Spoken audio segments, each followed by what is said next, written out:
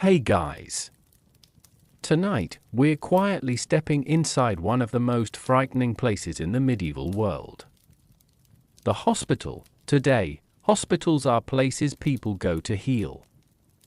But in medieval times, entering one could feel more like walking toward death itself. Imagine approaching a cold stone building late at night while the smell of sickness, smoke, blood, and unwashed bodies drifted into the streets outside. Inside, rows of suffering patients lay crowded together beneath dim candlelight. Some groaned in pain. Some prayed quietly beside wooden crosses. And others waited nervously for terrifying medical procedures performed without anesthesia, modern medicine, or any real understanding of infection. Doctors used strange remedies made from herbs, leeches, oils, and even animal parts. Surgery was often brutal.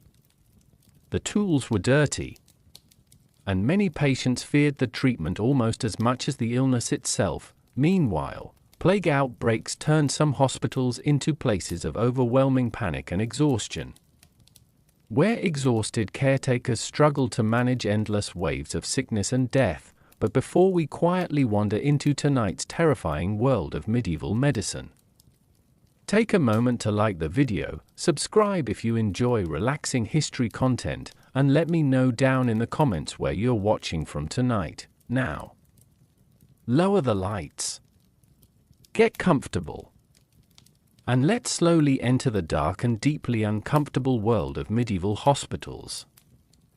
The year is somewhere around 1348.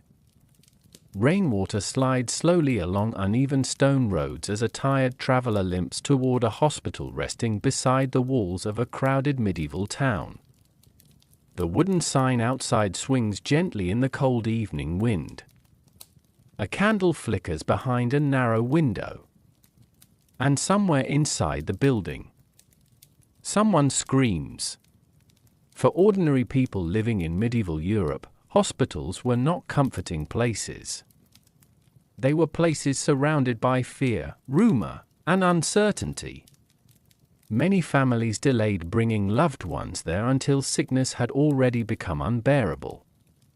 Some people never entered willingly at all. At a distance, the hospital almost resembles a monastery. Tall stone walls rise silently beneath the cloudy sky. A cross hangs above the entrance. Monks and nuns move quietly through shadowed hallways carrying bowls of water, folded cloth, and bundles of herbs. But beneath the calm religious appearance, the atmosphere inside feels heavy. Almost haunted, the traveler hesitates near the doorway. He can already smell the sickness drifting outward into the street. Rotting straw, sweat, smoke from medicinal fires, old blood, wet wool blankets that have not been cleaned in months. The odors blend together into something thick and unforgettable. Inside the main ward, dozens of patients lie side by side. There is very little privacy. Poor laborers sleep beside elderly merchants. Children cough weakly beneath rough blankets. A wounded farmer stares silently toward the ceiling while a priest whispers prayers nearby. Candles burn low against stone walls stained dark by years of smoke. At night, the sounds become even stranger. Soft crying, coughing, prayers spoken half asleep. The scratching of rats moving through straw beneath the beds. Every noise echoes through the hall like distant whispers. For newcomers, sleep rarely comes easily, and yet people continued arriving. Because despite their terrifying conditions, medieval hospitals were often the only places offering any form of care at all. Most ordinary people could not afford private physicians. Many villages had no trained healers whatsoever. When sickness became serious, the hospital was sometimes the final hope remaining. Still, fear followed every patient through the doors. In medieval times, illness itself carried deep spiritual meaning. Many believed disease could be punishment from God, or a test of faith, or even the result of unseen evil forces moving through the world. A hospital therefore became more than a place of medicine.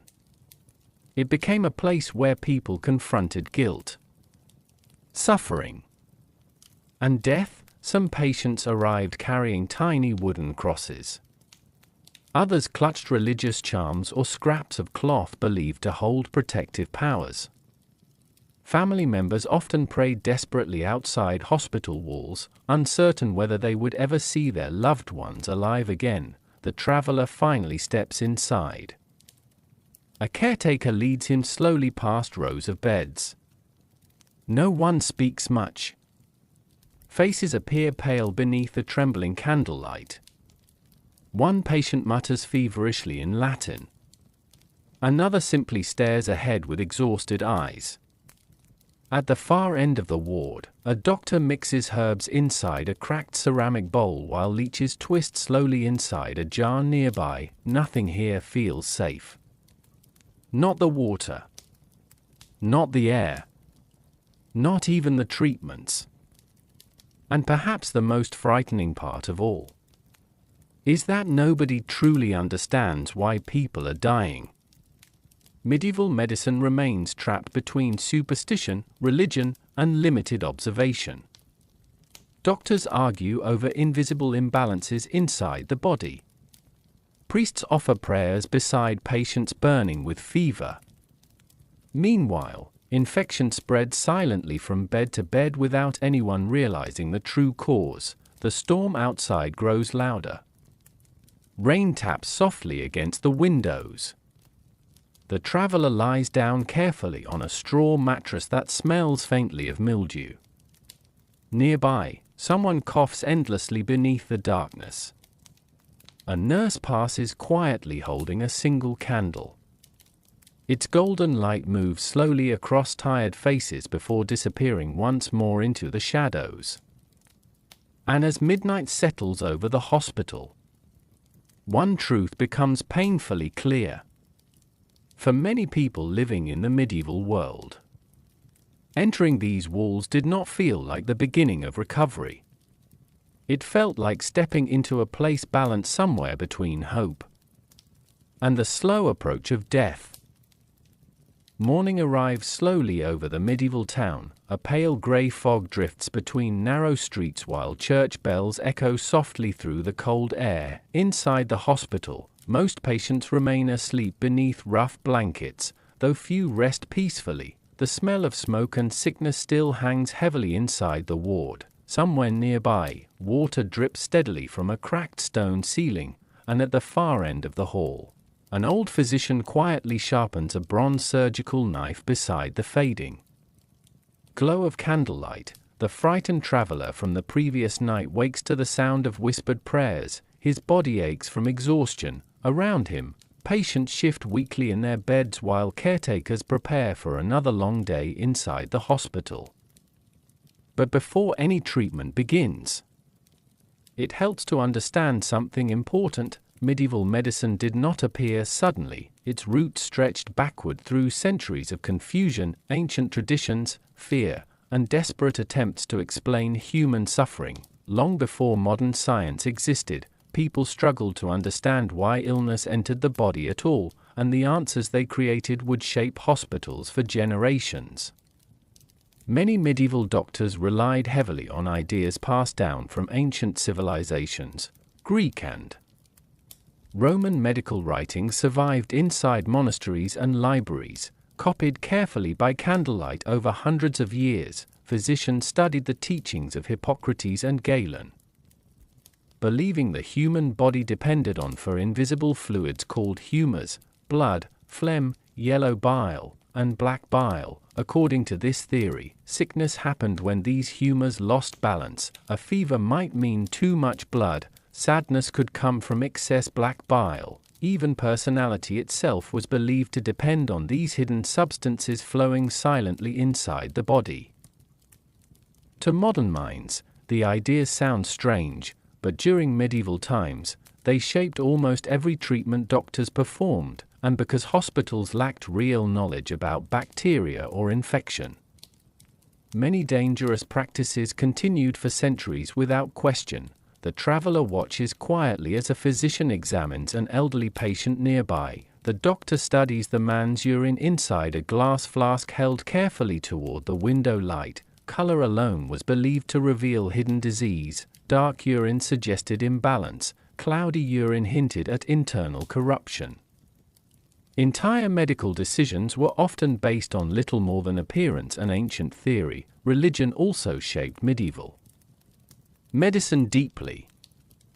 Many people believed healing came not only from herbs or surgery, but from God. Illness was often viewed as spiritual as well as physical. Patients prayed to saints associated with healing. Pilgrims traveled enormous distances hoping sacred relics might cure blindness, fever, or pain. Inside hospitals, prayers sometimes mattered as much as medicine itself. Monasteries became important centers of healing during the early medieval period. Monks preserved medical texts, grew herbs in quiet gardens, and cared for the sick when few others would. Yet even these caretakers faced enormous limitations. Without microscopes or scientific testing, disease remained mysterious. A simple infection could appear supernatural. A fever could feel like divine punishment, and plague outbreaks seemed almost impossible to explain. Outside the hospital walls, ordinary people relied on folk healers and local remedies. Villagers carried charms made from animal bones. Some burned herbs to chase away evil spirits. Others believed certain stones possessed healing powers. Stories spread constantly through marketplaces and taverns. One traveler claimed onions protected against disease. Another insisted sleeping beside certain flowers prevented nightmares and fever. Hope often mixed freely with superstition. Meanwhile, medical training itself remained inconsistent. A few physicians studied formally in medieval universities. They learned Latin texts and memorized ancient theories, but many healers possessed little education at all. Some barber surgeons learned by watching brutal procedures performed in crowded streets. Others inherited techniques passed through families for generations. Mistakes were common, and patients rarely had any way to judge whether a treatment would help or quietly make things worse. As daylight grows brighter outside, the hospital slowly becomes more active. Caretakers carry bowls of weak broth through the ward. A young nun changes blood-stained cloth beside a coughing patient. Near the entrance, an herbalist crushes dried plants using a stone mortar while whispering instructions to an apprentice. Every corner of the hospital reflects centuries of uncertain knowledge. The traveler notices strange symbols carved into wooden beams above certain beds, protective prayers, religious markings, small attempts to keep death away. Fear lives everywhere here, not loud fear, but quiet fear, the kind that settles deeply into everyday life. Because medieval medicine existed in a world filled with uncertainty, people watched loved ones die from wounds that seemed minor. A cough could become fatal within days. A childbirth complication might destroy an entire family. Without understanding disease, survival often felt random, and hospitals became places where ancient theories collided painfully with human desperation. As evening approaches once again, shadows stretch across the stone floors. The old physician closes his heavy medical book. Outside, ravens circle above the town walls while smoke rises slowly into the darkening sky. Inside the ward, patients whisper prayers before sleep, and somewhere beyond the candlelight, medieval medicine continues its long struggle against forces it still cannot truly understand. By the time the second night settles over the medieval town, the traveler has begun to understand something unsettling. The hospital is not truly silent. Even in the quietest hours, the building seems alive. Wood creaks softly somewhere in the darkness. Water drips through ancient stone walls. Distant coughing rises and fades like waves against a shoreline. Candles flicker endlessly beneath the cold arches overhead. throwing long trembling shadows across the ward, and as sleep slowly escapes him once again. The traveler begins noticing the hospital itself, not the illness, not the treatments, but the strange and unsettling world built around them. Medieval hospitals looked very different from the bright medical centers people know today. Most were not designed for comfort or cleanliness. Many were originally attached to monasteries, churches, or religious communities. Their purpose was often as spiritual as it was medical. From outside, some hospitals resembled fortresses. Heavy stone walls surrounded narrow courtyards. Wooden gates groaned loudly when opened. Small windows allowed only limited sunlight inside, especially during winter months. At night, torchlight glowed weakly behind stained cloth curtains while rainwater gathered along uneven pathways outside the entrance. The traveler remembers approaching the building for the first time. At a distance, it had seemed calm, almost peaceful, but inside, the atmosphere changed completely. The main hospital ward stretches across a long stone hall resembling a chapel more than a medical room. High wooden beams disappear into darkness above. Rows of beds line each side of the chamber, separated only by small stools, buckets, and narrow walking paths for caretakers. There is almost no privacy. Patients sleep shoulder to shoulder beneath rough blankets stuffed with straw. The poor lie beside travelers. Old men rest beside wounded laborers. Children with fevers share space with patients slowly dying from infection. The hospital is crowded because space is limited. In many medieval towns, only a single hospital served the entire population, and during times of plague or famine, every corner filled quickly with suffering people. Near the center of the ward stands a large wooden crucifix illuminated by candles. Religious paintings cover sections of the wall, though years of smoke have darkened many of them almost beyond recognition. The air feels thick and warm despite the cold weather outside.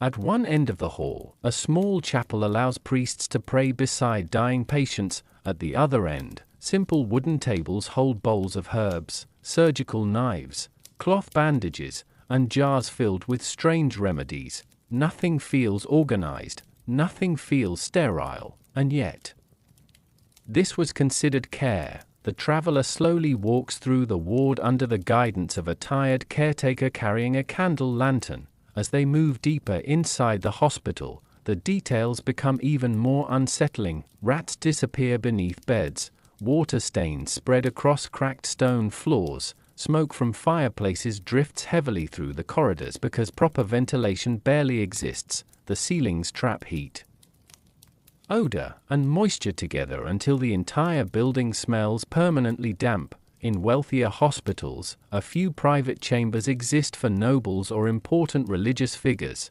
These rooms may contain cleaner blankets, wooden furniture, or slightly better food, but ordinary patients rarely see such comforts. Most remain together inside massive communal wards where disease spreads easily from one bed to another.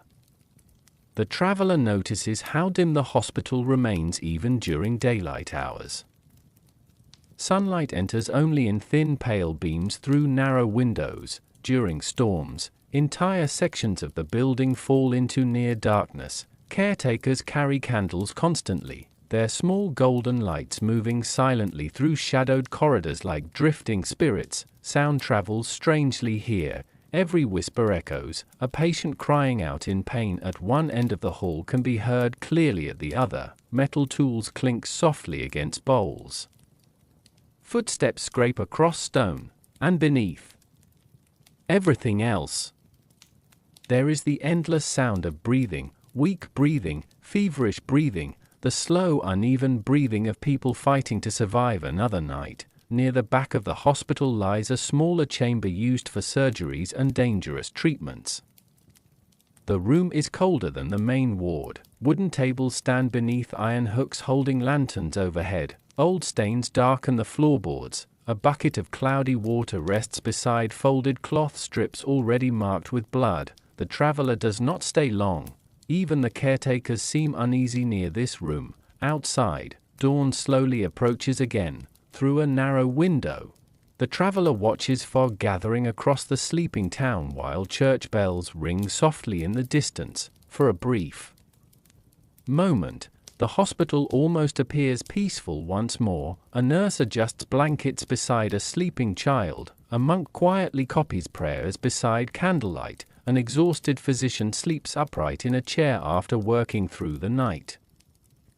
There is humanity here, compassion too, but it exists inside a place overwhelmed by suffering, exhaustion, and fear, because medieval hospitals were built in a world still struggling to understand disease itself. Their walls held hope and terror together beneath the same roof, and for every patient who recovered enough to leave these halls alive, many others quietly disappeared into the darkness of the ward, never seeing the outside world again. As the traveler finally closes his eyes near sunrise, one realization settles heavily over him. The medieval hospital was not merely a building, it was an entire world hidden behind stone walls, a world filled with prayers, shadows, sickness, and the constant uncertain feeling that death might already be waiting nearby.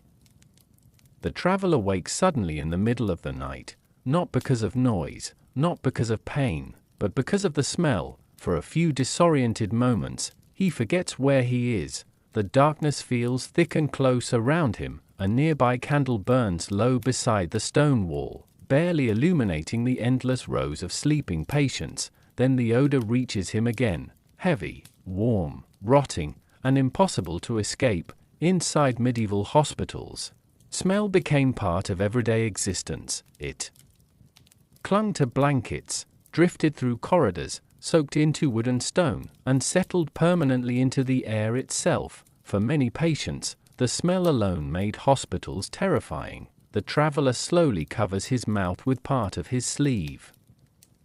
But it changes nothing. The ward contains too many people, too many wounds, too much sickness gathered together inside one enclosed space. Every breath carries another layer of odor, sweat from feverish bodies, smoke from cooking fires and medicinal herbs, rotting straw mattresses damp from years of use, old blood drying on cloth bandages, human waste emptied into buckets waiting to be carried outside, and beneath all of it, the faint sweet smell of infection. In medieval times, people did not understand bacteria or germs, but they deeply feared bad air. Many believed disease spread through foul smells called miasmas. If air smelled rotten or corrupted, they assumed sickness traveled within it.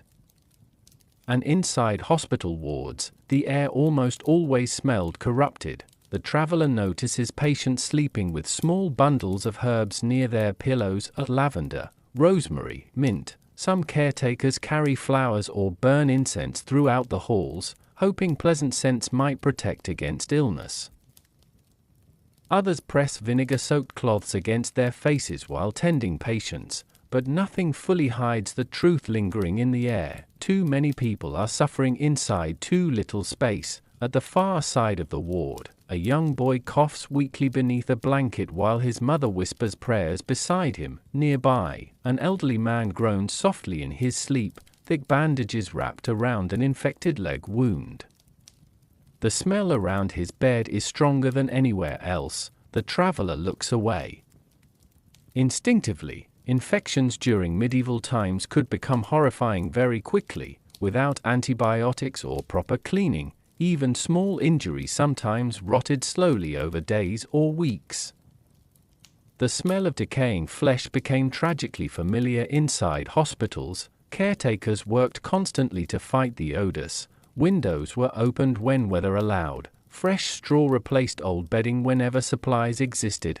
Herbs were scattered across floors. Smoke from fires and candles filled the rooms in an attempt to overpower the stench. But medieval hospitals were usually overcrowded, damp, and poorly ventilated. The smells always returned.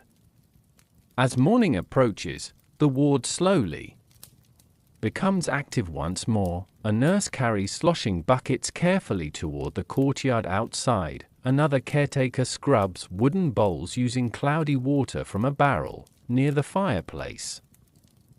Herbs crackle quietly over glowing coals while an herbalist prepares medicinal mixtures for the day. Even the food carries heavy smells: thin broth, stale bread, salted fish, weak ale. Everything mixes together beneath the hospital roof until individual odors almost disappear into one endless atmosphere of sickness and exhaustion.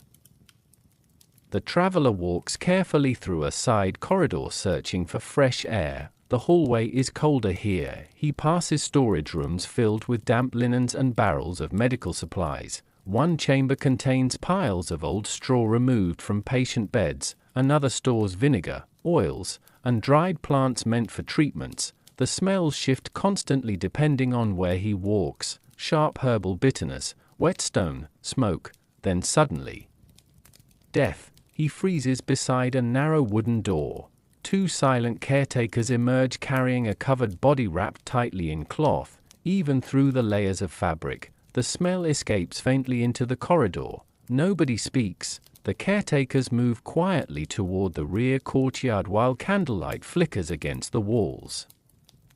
Death remains close inside medieval hospitals, close enough to smell. For many people during this period, odors became deeply connected with fear itself. A strange smell could signal plague. A foul wound smell often meant infection was spreading. Families sometimes recognized approaching death simply by changes in the scent surrounding a patient's bed. The traveler returned slowly to the main ward. Sunlight now slips faintly through narrow windows, illuminating dust floating through the heavy air. Around him, patients begin another difficult day. Some pray softly, some stare silently toward the ceiling, others simply endure, and despite the terrible smells surrounding them, life inside the hospital continues almost routinely.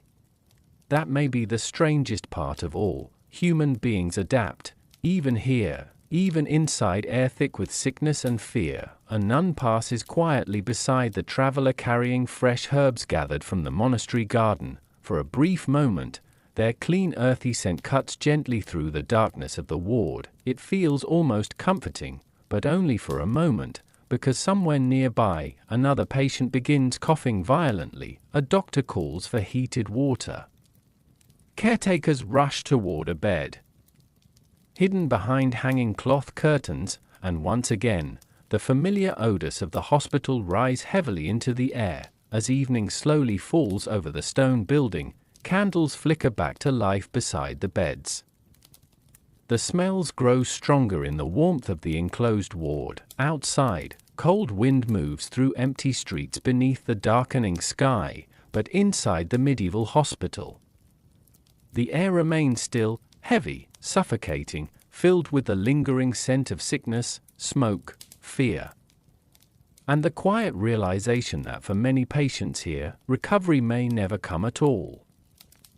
By the third morning inside the hospital, the traveler notices something deeply unsettling. Patients rarely remain in the same condition for long. Some appear slightly better one evening, only to grow pale and feverish by dawn. Others enter the hospital with simple wounds and, within days, begin shaking beneath heavy blankets while strange discoloration spread across their skin. Illness moves unpredictably here, quietly, almost invisibly, and nobody inside the ward fully understands why. The morning air inside the hospital feels damp and strangely warm despite the cold weather outside. Condensation gathers along stone walls while smoke from cooking fires drifts slowly through narrow beams of pale sunlight. A caretaker walks carefully between beds carrying a wooden bucket of water already cloudy from earlier use. Without hesitation, she rinses cloth bandages inside it before moving to the next patient. The traveler watches silently. No one questions the practice, because in medieval times, people did not yet understand infection. They could see sickness spreading, they could smell wounds turning rotten. But the true cause remained hidden beyond human knowledge. There were no microscopes, no concept of bacteria, no understanding that invisible organisms pass silently from body to body through dirty hands, blood, water, or tools, and so, inside crowded hospitals, infection spread constantly. The traveler notices how close the beds are placed together. Barely enough room exists to walk between them. A coughing patient lies beside a man recovering from surgery. Nearby, a child burning with fever shares blankets with his exhausted mother. Everything is shared: air, water, cloth, heat. Even the rats moving beneath the straw floors travel freely between beds. At the far end of the ward, an elderly patient moans weakly while a physician unwraps thick linen bandages from his leg. The smell appears immediately. Several nearby patients turn away. The wound has darkened badly overnight. Redness spreads upward beneath the skin while thick infection leaks slowly from the edges of the injury. The doctor sighs quietly before calling for heated wine and fresh cloth. But the cloth itself has already been reused many times before. Nothing here is truly clean. In medieval hospitals, washing remained difficult and inconsistent. Water often came from contaminated wells or nearby rivers carrying waste from crowded towns. Bathing happened rarely for many ordinary people. Some even feared excessive bathing might weaken the body or allow disease to enter through the skin. Inside hospitals, linens were reused repeatedly because supplies remained limited. Surgical tools were wiped clean at best, but almost never sterilized. A knife used on one patient in the morning might be used again that same afternoon. The traveler follows a nurse toward a small courtyard where sheets hang drying in weak sunlight. Even here, the signs of sickness remain everywhere. Flies gather near waste barrels. Dirty water flows slowly through shallow drainage channels. Buckets of old bandages wait to be cleaned beside the wall. The hospital struggles constantly against filth it cannot control. During plague outbreaks, conditions became even worse. Hospitals overflowed with frightened patients arriving faster than caretakers could manage. Beds filled completely. Hallways became crowded with the sick and dying. Sometimes multiple patients shared a single mattress. Under such conditions, infection spread almost effortlessly. The traveler remembers hearing stories outside the hospital walls before arriving. Stories about patients entering with small injuries, then dying from fever days later. Stories of wounds turning black, stories of entire wards falling ill together. At the time, those stories sounded exaggerated. Now they feel painfully believable. Near midday, a young apprentice physician enters carrying a leather satchel filled with herbs and metal instruments. He moves from patient to patient examining wounds with tired eyes. After treating one infected arm, he wipes his hands briefly on a cloth before touching the next patient moments later. No one realizes the danger. The invisible world of germs continues moving silently through the hospital, yet despite everything, the caretakers continue trying. A nun kneels beside a feverish child, cooling his forehead with damp cloth. An herbalist burns rosemary and sage near infected beds, believing clean-smelling smoke might purify the air. Physicians recommend fresh air whenever possible, opening windows during warmer days despite the cold. They are not cruel people, they are simply trapped inside limited understanding. That is what makes medieval hospitals feel so haunting, not evil, not intentional neglect, but human beings fighting desperately against suffering while missing the true enemy entirely. As evening approaches, the hospital grows quieter once more. The traveler notices one bed near the wall now standing empty. Fresh straw has already been spread across the mattress. Another patient will likely occupy it by tomorrow. Life inside the hospital moves forward quickly because death leaves little time for pause. Outside, ravens gather along the rooftops beneath a gray sky. Inside, candles flicker gently beside rows of exhausted patients while distant coughing echoes once again through the hall. The traveler lowers himself slowly onto his straw mattress. Nearby, someone whispers prayers for recovery, someone else cries softly in their sleep, and somewhere beyond the dim candlelight, infection continues its silent journey from bed to bed, unseen by everyone trapped within the ancient stone walls of the hospital. Night settles heavily over the hospital once again. Rain whispers softly against the windows while weak candlelight trembles across the stone walls. Most patients try to sleep, though true rest rarely exists inside these wards. The traveler lies awake listening. A man nearby groans quietly beneath fevered blankets. Somewhere farther down the hall, a woman whispers prayers through clenched teeth. A child cries softly before exhaustion finally pulls him back into uneasy sleep. Pain fills the hospital like another unseen presence, constant, patient, impossible to escape, and in medieval times, there was very little anyone could truly do about it. The traveler slowly sits upright as a caretaker passes carrying a bowl of steaming herbs.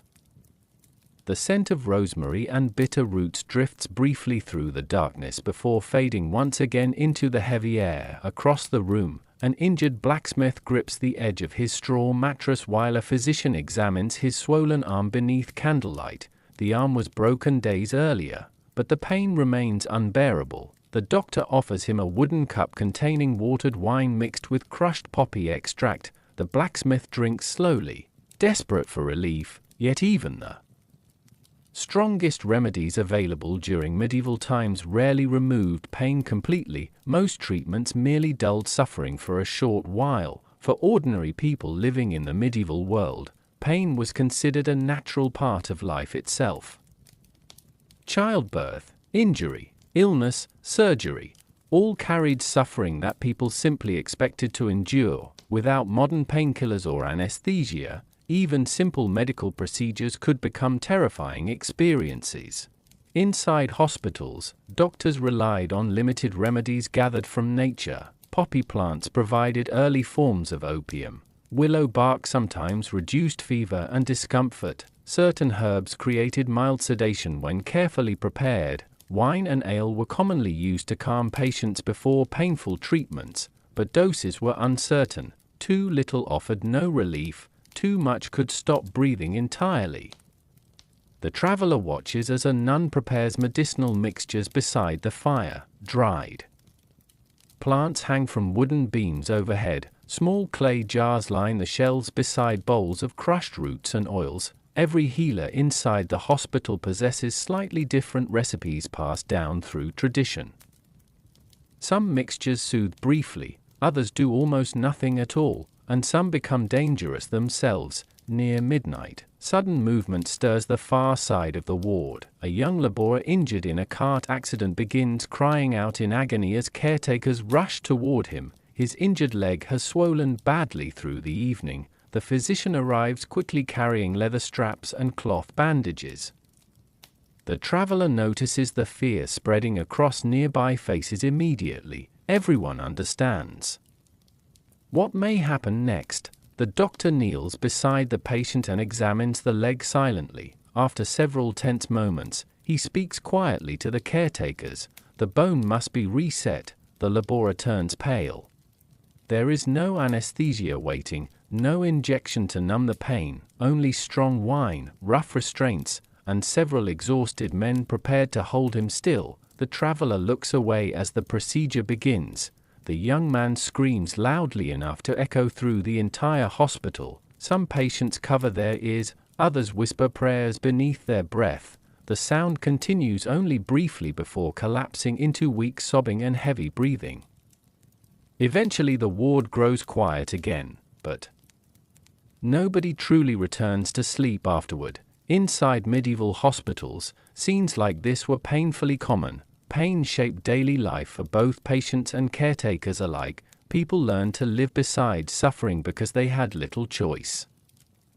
Some believed enduring pain brought spiritual purification.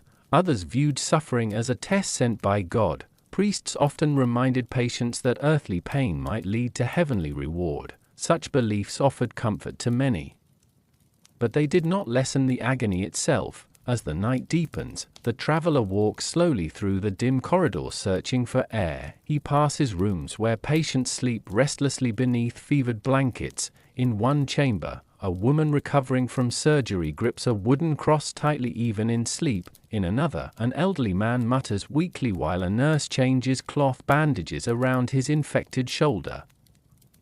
Pain never fully disappears here. It lingers in every room, every hallway, every exhausted face illuminated by candlelight. And yet, something remarkable also exists inside the hospital: endurance. Human beings continue surviving despite unimaginable discomfort. Caretakers continue offering what little relief they can. Patients comfort strangers beside them. Monks pray quietly for those suffering through the night. The traveler realizes that medieval hospitals were not terrifying only because of sickness. They were terrifying because they revealed how fragile the human body truly is when stripped of modern medicine. A single broken bone could destroy a life. A tooth infection could become fatal. A surgical wound could lead to days of agony beyond imagination. Outside, thunder rolls faintly across the distant countryside. Inside the ward, candles burn lower while rain continues tapping softly against the stone building. The injured laborer finally falls asleep from exhaustion near dawn, his face pale beneath damp cloth bandages. Nearby, the old physician closes his tired eyes briefly beside the fireplace. Another difficult night has passed. But as the traveler settles slowly back onto his straw mattress, one unsettling truth remains impossible to ignore. Inside medieval hospitals, pain was not an occasional visitor. It was a constant companion walking quietly beside every patient who entered through the doors. By the fourth night inside the hospital, the traveler has learned to fear certain sounds. The coughing no longer startles him, nor do the whispered prayers drifting through the ward after midnight. But one sound still tightens every muscle in his body: metal scraping against stone. Somewhere nearby, a physician is preparing his instruments again. The traveler opens his eyes slowly beneath the dim glow of candlelight. Across the hall, shadows move beside a wooden table covered with cloth. A surgeon stands quietly arranging tools while an assistant heats water above the fire. Even from a distance, the instruments look unsettling: long iron hooks, bronze knives, bone saws darkened with age. Thin needles beside rolls of rough thread. Inside medieval hospitals, medical tools often inspired almost as much fear as the illnesses themselves. For many patients, seeing the surgeon approach carrying leather bags of instruments meant pain was coming soon afterward. The traveler rises carefully and watches from the edge of the ward. The surgeon works slowly, checking each instrument beneath the candlelight. He wipes one blade against cloth before placing it beside a small wooden bowl filled with oil and herbs. There is no true sterilization, no shining steel trays, only tools used repeatedly through years of suffering and desperate treatments. Many medieval surgical instruments were handmade by local blacksmiths or metalworkers.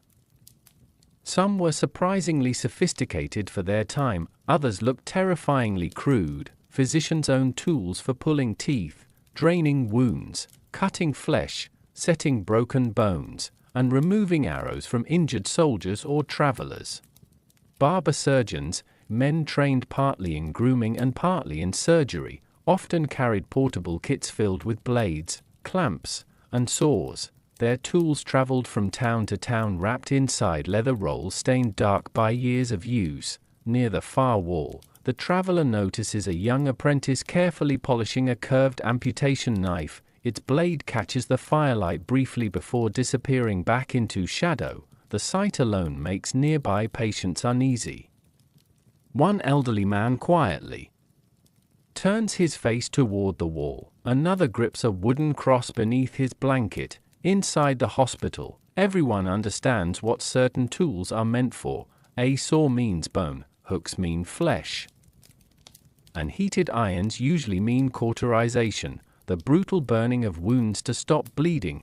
The traveler slowly approaches the surgeon's table after the physician steps away momentarily. The instruments rest silently beneath flickering candlelight like strange objects from a nightmare. One resembles oversized scissors designed for cutting infected tissue. Another contains small sharp teeth along its edge.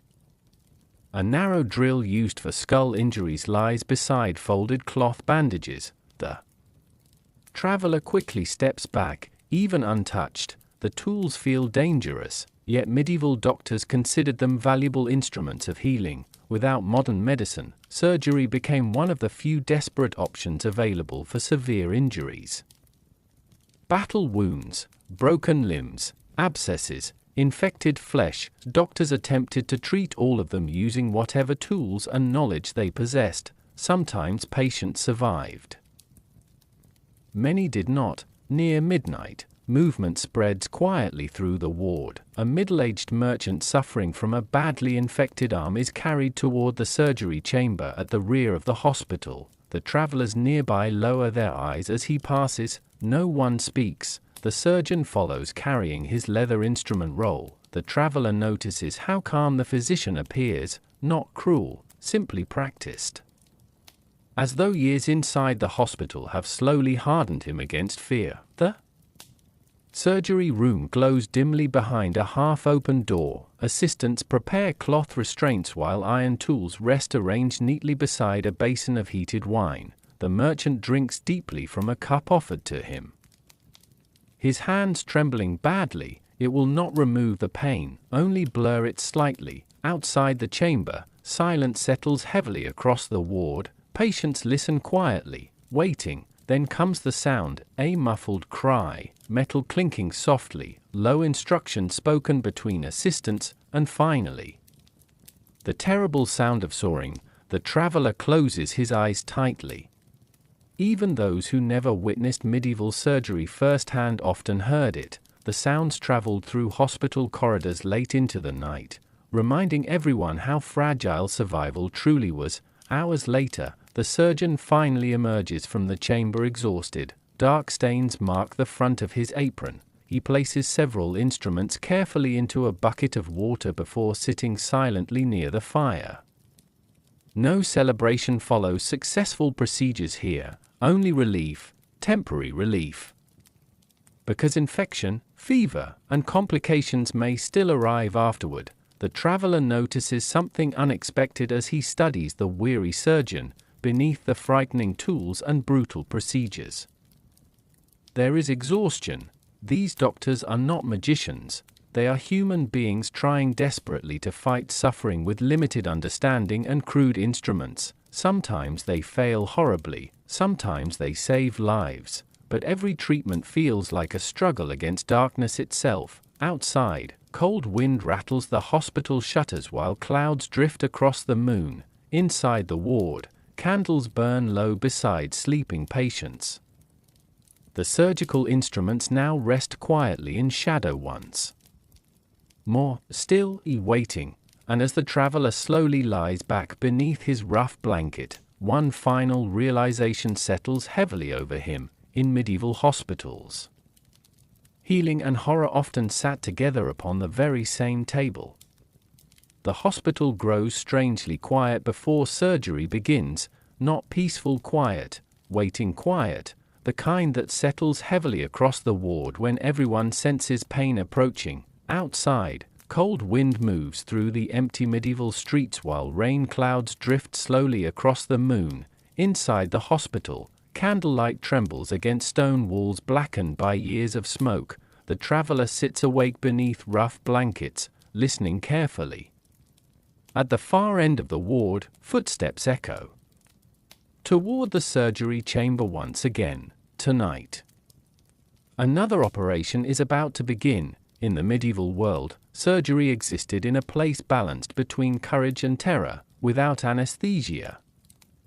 Even simple procedures became overwhelming ordeals for patients forced to remain conscious through agony most modern people could hardly imagine. The traveler watches silently as caretakers guide a young mason toward the rear chamber. A collapsed wall crushed the man's foot several days earlier. Since then, the injury has darkened badly. Now fever burns across his face. The physicians fear the infection is spreading upward through the leg. There are few options remaining. The surgery room feels colder than the rest of the hospital. Lanterns hanging from iron hooks cast weak golden light across wooden tables and damp stone floors. Bowls of heated wine steam gently near folded cloth bandages while crude surgical instruments rest waiting nearby. The mason sees them immediately, and his face turns pale. In modern hospitals, anesthesia allows patients to drift unconscious before major surgery begins, but during medieval times, true anesthesia did not exist. Doctors used whatever substances they believed might dull suffering. Strong wine, herbal mixtures, opium preparations, sometimes crushed mandrake root or hemlock in dangerously uncertain amounts. These remedies occasionally caused drowsiness, but rarely complete numbness. Most patients remained painfully awake throughout procedures. The traveler stands quietly near the doorway as assistants help the mason onto the wooden table. Leather restraints lie ready beside him, not to punish, but to prevent movement once the pain begins. The surgeon enters calmly carrying a folded cloth and curved knife. His face looks exhausted rather than cruel. He has likely witnessed this scene hundreds of times before.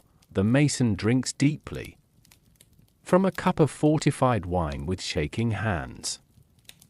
Nearby, a priest whispers prayers softly beside the table. Some patients preferred prayer during surgery, others screamed, some fainted from terror before procedures even started. The surgeon examines the injured foot carefully beneath lantern light. Dark infection spreads visibly across the crushed flesh. The decision is final. The foot must be removed. A heavy silence fills the chamber.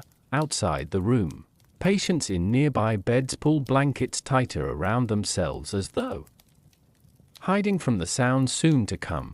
The traveler notices one elderly woman quietly crossing herself beside candlelight. Everyone understands what surgery means here, not certainty, not safety, only desperate hope. The surgeon nods toward his assistants. The restraints are tightened. The operation begins. The mason's scream cuts through the hospital almost immediately, raw, human. Terrified, the traveler grips the cold stone doorway while metal instruments clink rapidly inside the chamber. The surgeon works quickly because speed matters enormously during medieval surgery. Long procedures increase blood loss, infection risk, and suffering. Experienced surgeons became known partly for how fast they could operate. The lantern light flickers wildly as assistants struggle to hold the patient still. The priest continues praying softly despite the screams. Outside the chamber, the hospital falls silent except for the terrible sounds echoing from within. Then comes the soaring, slow at first, then faster. The traveler closes his eyes. Even the physicians themselves feared surgery during medieval times. Without antiseptics, anesthesia, or proper understanding of infection, every operation carried enormous danger. Many patients died afterward from fever or blood loss. Some never recovered from the shock alone, and yet surgeons continued operating because sometimes the alternative was certain death. At last, the screaming weakens into exhausted sobbing. The procedure nears its end. Assistants press heated irons against the wound to stop bleeding while smoke rises sharply into the air. The smell reaches even the hallway outside. Burned flesh, hot metal, wine. The traveler feels suddenly lightheaded. Hours later, the mason lies unconscious beneath blankets inside the recovery area. His face appears pale and drenched with sweat. The surgeon washes his hands briefly in a basin before lowering himself heavily into a chair near the fire. No one speaks much afterward. There is only exhaustion. A young nurse quietly replaces blood-stained cloth near the table while another assistant gathers used instruments into a leather case. Beyond the windows, dawn slowly begins brightening the medieval town outside. The hospital survives another night.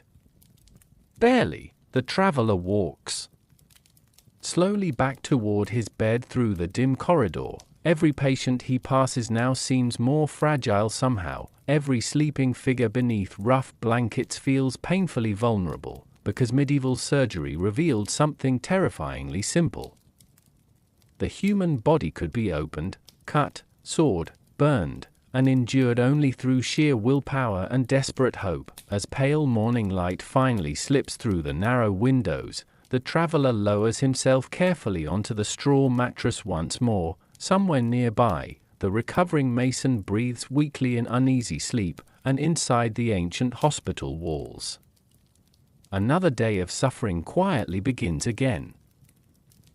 By the fifth morning inside the hospital, the traveler notices something peculiar. Nearly every physician carries blades, not large surgical knives meant for amputations or brutal operations, but smaller instruments carefully wrapped inside cloth pouches hanging from their belts, thin lancets, sharp enough to open veins with remarkable speed. Nearby, glass jars filled with dark twisting shapes sit quietly upon wooden shelves beside bowls of herbs and folded bandages. Leeches, hundreds of them. Inside medieval hospitals, few treatments were more common or more feared than bloodletting. The dawn air feels cold and damp as weak sunlight enters through narrow windows. Most patients remain silent beneath rough blankets while caretakers move quietly between the beds preparing morning remedies. The traveler watches as an elderly physician approaches a feverish merchant resting near the center of the ward. Without hesitation, the doctor examines the man's face, checks his pulse, then nods slowly toward an apprentice. The apprentice retrieves a small brass bowl and one of the jars. Inside, the leeches writhe lazily in dark water. The merchant closes his eyes. Immediately, he already knows what is coming. For medieval doctors, blood held enormous importance. According to ancient medical theories passed down for centuries, illness often resulted from imbalance inside the body.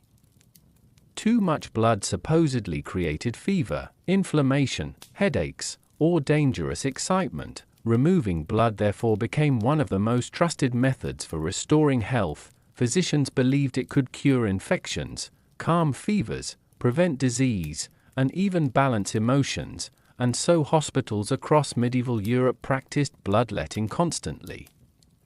The traveler watches carefully as the physician places several leeches onto the merchant's arm. At first, nothing happens. Then slowly, the dark creatures attach themselves to the skin. The merchant winces slightly while nearby patients look away uneasily. Leeches were valued because they removed blood gradually and quietly. Doctors used them for swelling, bruising, headaches, skin diseases, and countless other conditions. In some hospitals, caretakers maintained entire collections of medicinal leeches stored carefully in jars or clay containers. The treatment looks strangely calm, almost peaceful, yet beneath the quiet atmosphere lingers deep uncertainty, because while bloodletting occasionally helped certain conditions by accident, it often weakened already sick patients even further. A feverish person losing blood could become dangerously exhausted afterward. But without modern understanding of disease, doctors continued trusting the ancient practice. At another bed nearby, a barber surgeon prepares for a different form of bloodletting. This method is faster and far more frightening. The patient, a young laborer suffering from severe headaches and fever, sits nervously upon the edge of his mattress while the surgeon rolls up the man's sleeve. The small blade gleams briefly beneath candlelight. The traveler notices how quiet the ward becomes. Even after days inside the hospital, scenes like this still unsettle everyone watching. The surgeon ties cloth tightly around the patient's arm, searching for the swollen vein beneath the skin. Then, with practiced speed, a quick cut, dark blood pours immediately into the waiting bowl. The laborer clenches his jaw while the physician studies the flow carefully, believing the body's dangerous imbalance is finally leaving through the wound. Some doctors removed only small amounts, others believed heavy bleeding produced stronger cures. Certain patients became dizzy or fainted during treatment. Still, bloodletting remained one of the most respected medical practices of the medieval world. The traveler walks slowly deeper into the ward as morning activity continues around him. He notices stained cloth soaking in buckets beside the fireplace. Several patients wear bandages around their arms where veins were opened earlier in the week. Bloodletting has become such a routine part of hospital life that many people accept it almost automatically. Even outside hospitals, Ordinary villagers sometimes requested the treatment voluntarily. Special calendars even advised the best seasons or days for bloodletting based on astrology and religious beliefs. The body itself was viewed almost like nature, something influenced by the stars, weather, and invisible spiritual forces. Near midday, the traveler pauses beside a young nun caring for a weak patient recovering from repeated treatments. The man's face appears pale beneath the blankets, his breathing shallow. The nun gently offers him watered broth while adjusting cloth across his forehead. For a moment, the traveler wonders quietly how many patients grew worse from treatments intended to save them. But inside medieval medicine, certainty rarely existed. Doctors worked within theories they genuinely trusted, and patients accepted painful procedures because hope, however uncertain, felt better than helplessness. Outside, church bells echo softly across the town while gray clouds drift overhead. Inside the hospital, jars of leeches rest silently upon wooden shelves waiting for the next patient. The small creatures twist slowly through dark water beneath the dim candlelight, ancient remedies waiting patiently for another day of suffering. As evening approaches, the traveler returns once more to his straw mattress. Nearby, the merchant treated earlier sleeps weakly beside folded blankets. The laborer who underwent bloodletting sits quietly staring toward the floor, pale but alive. And throughout the ancient hospital, physicians continue carrying their small sharpened blades through the corridors, still searching for healing inside the fragile flow of human blood.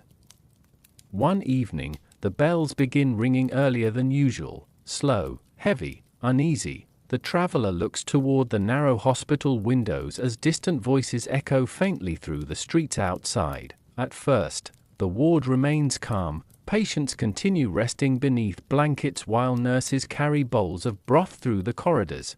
Then the doors open, and everything changes. Two exhausted men stumble inside carrying a woman wrapped tightly in dark cloth. Behind them follows another figure, coughing violently into his sleeve, then another, and another. The plague has reached the town again. A quiet wave of fear spreads instantly through the hospital. Even the physicians fall silent. Because during medieval times, few things terrified people more than plague outbreaks. Ordinary sickness already overwhelmed hospitals easily enough, but plague transformed them into places of panic, exhaustion, and constant death. The traveler watches as caretakers hurry to clear space between beds. Patients well enough to stand are moved closer together. Fresh straw is spread quickly across empty mattresses. The air already feels warmer, crowded. Frightened, nobody fully understands how the plague spreads. Some believe poisonous air carries it through the streets. Others blame sinful behavior, divine punishment, or strange alignments in the heavens. Rumors move through the town faster than the disease itself. People burn herbs in their homes, carry charms around their necks, pray desperately in churches crowded with frightened families. But inside the hospital, fear becomes impossible to escape. The first plague victim brought into the ward shivers violently beneath blankets despite burning fever. Dark swellings rise beneath the skin near her neck and arms. Her breathing sounds shallow and strained. Nearby patients stare silently while physicians whisper among themselves. They have seen these symptoms before, and they know what usually follows. During major plague outbreaks, medieval hospitals struggled beyond their limits. There were too few beds, too few caretakers, too little medicine. Some hospitals became so overcrowded that patients lay sleeping on floors or in hallways beneath rough cloth coverings. The traveler notices how quickly the atmosphere changes around the ward. Earlier conversations disappear. Even coughing sounds different now, sharper somehow, more dangerous. Caretakers begin carrying buckets of vinegar and bundles of herbs through the halls, hoping strong scents might protect against corrupted air. Fires burn constantly to purify the rooms with smoke. Windows are open despite the cold. Still, New patients continue arriving. A priest enters quietly near midnight carrying a wooden cross and small prayer book. He moves from bed to bed blessing plague victims while exhausted nurses replace damp cloth on burning foreheads. The traveler watches a young physician examining swollen, blackened sores beneath candlelight. His hands tremble slightly, not from inexperience, from fear, because plague doctors and caretakers died often too. Many hospitals lost entire groups of workers during severe outbreaks, yet people continued caring for the sick anyway. Monks, nuns, physicians, ordinary helpers, some remained out of faith, others from duty, and some simply because no one else would. At the rear of the hospital, a separate chamber has already been prepared for the dying. The traveler glimpses rows of candles glowing softly behind half-closed wooden doors while quiet prayers drift outward into the corridor. Inside plague hospitals, death rarely stayed far away for long. Outside the town walls, mass graves are sometimes dug when cemeteries become too crowded. Carts move silently through streets at dawn carrying bodies wrapped in cloth. Church bells ring so often they begin blending into the rhythm of daily life. The traveler remembers hearing stories about plague long before entering the hospital, stories of abandoned towns, of physicians wearing strange masks stuffed with herbs, of entire families disappearing within days. Now, standing inside the overcrowded ward, those stories no longer feel distant, they feel real. Near dawn, one of the plague victims begins coughing blood onto the blankets. A nurse rushes forward while nearby patients turn away in terror. The woman's breathing grows weaker with each passing moment. The priest kneels beside her quietly. No dramatic words are spoken, only soft prayers beneath candlelight. Moments later, silence. The nurse lowers her eyes. Another bed already waits nearby for the next arrival. That may be the most haunting part of plague treatment during medieval times.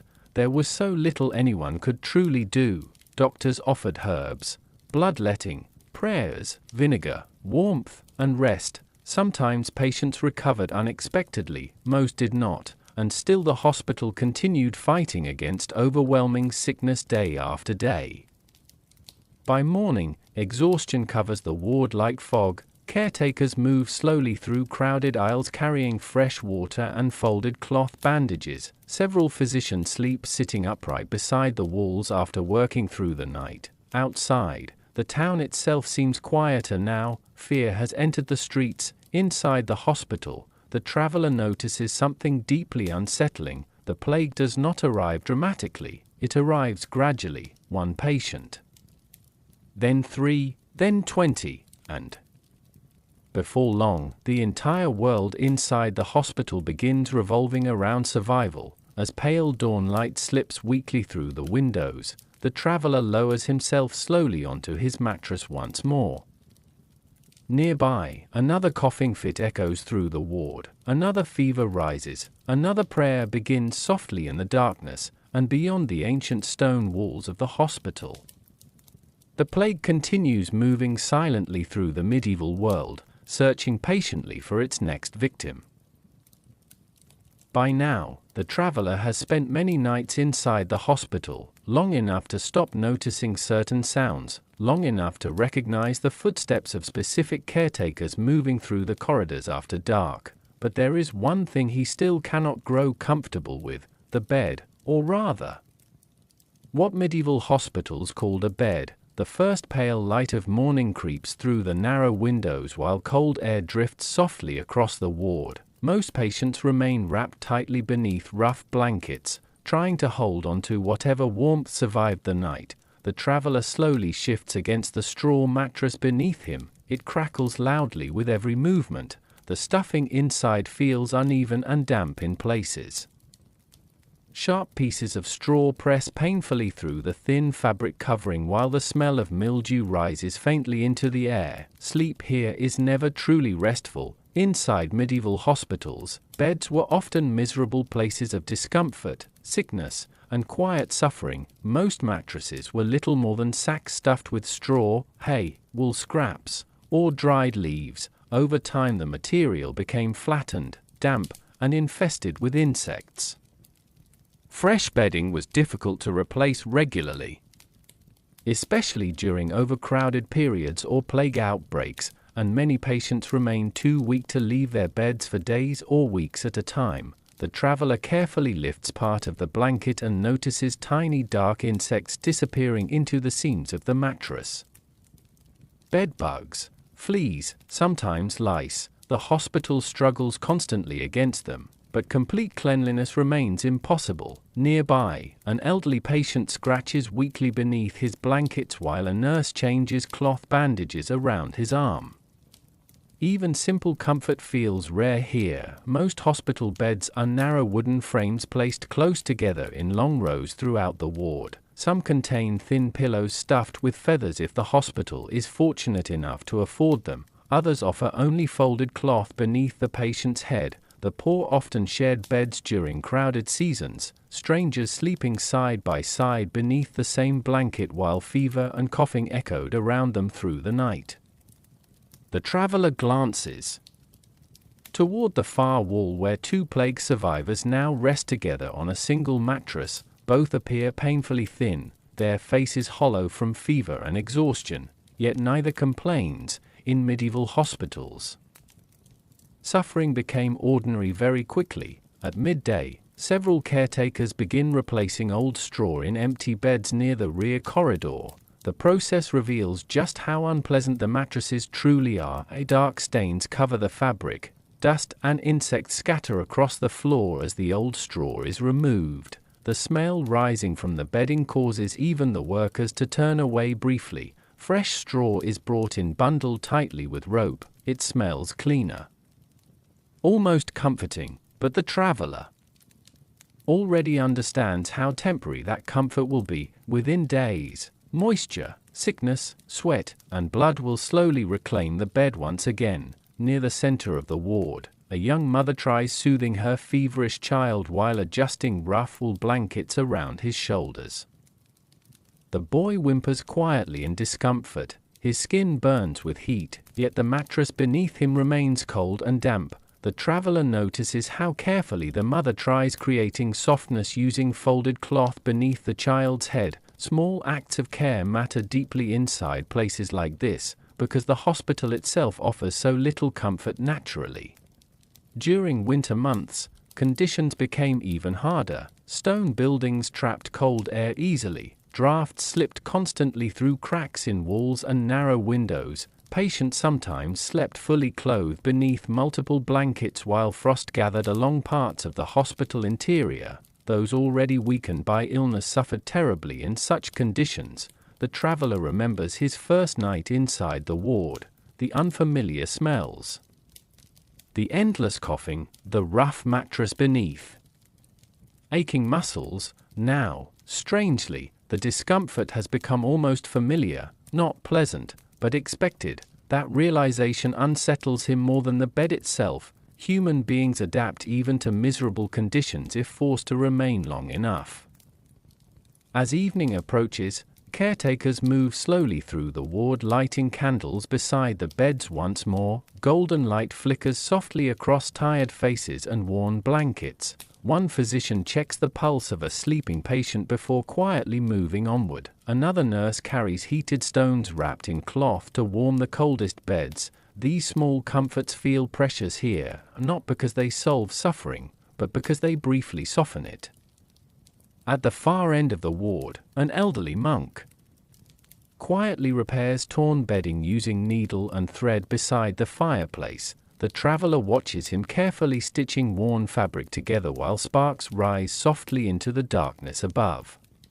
Even the beds themselves require constant survival, constant patching, constant repair, because medieval hospitals operated in a world where resources remained painfully limited.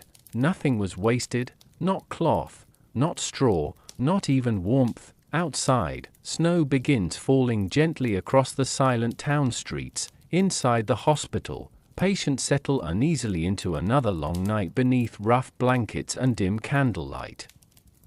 The traveler lowers himself slowly onto the crackling straw mattress. Once again, It remains uncomfortable, cold near the edges, slightly damp beneath the wool covering, and yet exhaustion eventually overpowers discomfort. Nearby, someone begins snoring softly. A nurse whispers prayers while adjusting blankets around a sleeping patient.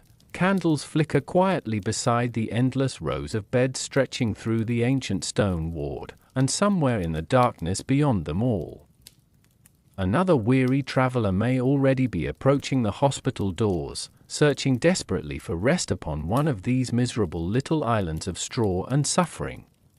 By the 6th night inside the hospital, the traveler begins noticing something unusual. Nearly every room contains religious symbols. Wooden crosses hang above beds, candles burn beneath faded paintings of saints, soft prayers drift constantly through the corridors like whispers carried by the stone walls themselves. Even sickness here feels deeply connected to faith. The hospital grows quieter after sunset. Outside, wind moves gently through the empty medieval streets while distant church bells echo beneath the dark sky. Inside the ward, candlelight flickers across tired faces as nurses prepare patients for another uneasy night. The traveler watches a priest walking slowly between beds carrying a small prayer book bound in worn leather.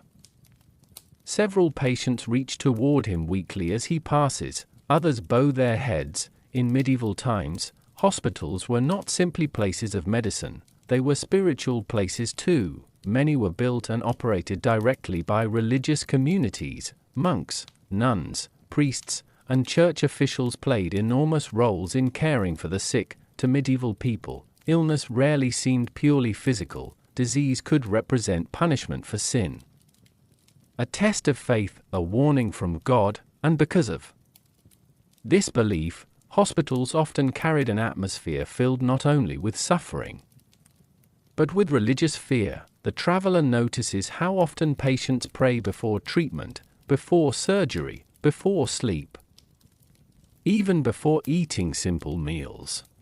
One elderly woman clutches a wooden rosary so tightly her knuckles appear pale beneath candlelight. Nearby, a feverish man whispers confessions to a priest from his bed, terrified his illness may soon carry him toward death. Inside medieval hospitals, spiritual preparation sometimes mattered as much as medical treatment itself. The ward's small chapel glows softly at the far end of the building.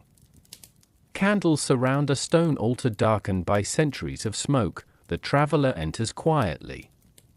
While most patients sleep, several figures kneel silently upon the cold floor. A nun prays beside a dying child wrapped in blankets. An injured soldier bows his head in exhausted silence, and near the altar, a priest recites prayers for souls already lost within the hospital walls. The atmosphere feels peaceful at first, but beneath the calm exists something heavier, fear, not loud fear, quiet fear, the fear of divine judgment.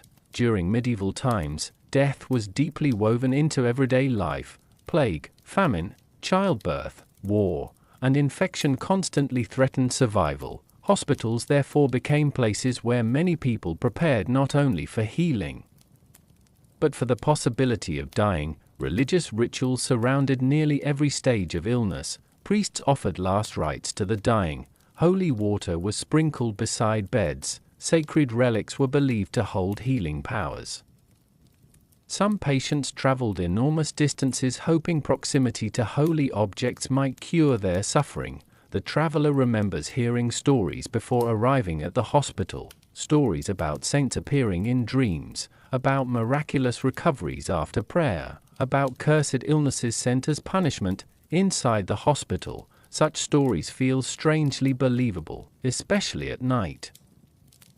The flickering candles, the endless prayers, the exhausted faces illuminated beneath shadowed arches, everything inside the building creates the feeling that invisible forces surround the patients constantly. Near midnight, sudden movement spreads quietly through the ward. A young woman recovering from fever begins struggling to breathe. Caretakers rush toward her bed while a priest follows carrying candles and prayer oils. The traveler notices the woman's expression immediately, not only pain, fear, deep overwhelming fear, because many medieval patients believed dying without confession or spiritual preparation endangered the soul itself. The priest kneels beside her, speaking softly while nurses cool her forehead with damp cloth. The entire scene unfolds with solemn ritual-like calm. Moments later, the woman's breathing slowly steadies again. Relief spreads visibly through the nearby beds, yet the fear lingers long afterward. Inside medieval hospitals, religion offered comfort. But it also intensified emotional terror surrounding sickness and death. The traveler walks slowly through a narrow corridor lined with faded religious paintings. Many depict suffering saints wounded, burned, or dying peacefully beneath golden halos. To medieval eyes, these images reminded patients that suffering held spiritual meaning, pain could purify, endurance could honor God, but for exhausted patients lying awake through endless nights, such ideas may also have deepened the sense that illness belonged to something far larger and more frightening than the human body alone. Outside, thunder rumbles faintly beyond the town walls. Inside the chapel, candles continue burning softly beside the altar while quiet prayers echo beneath the stone ceiling.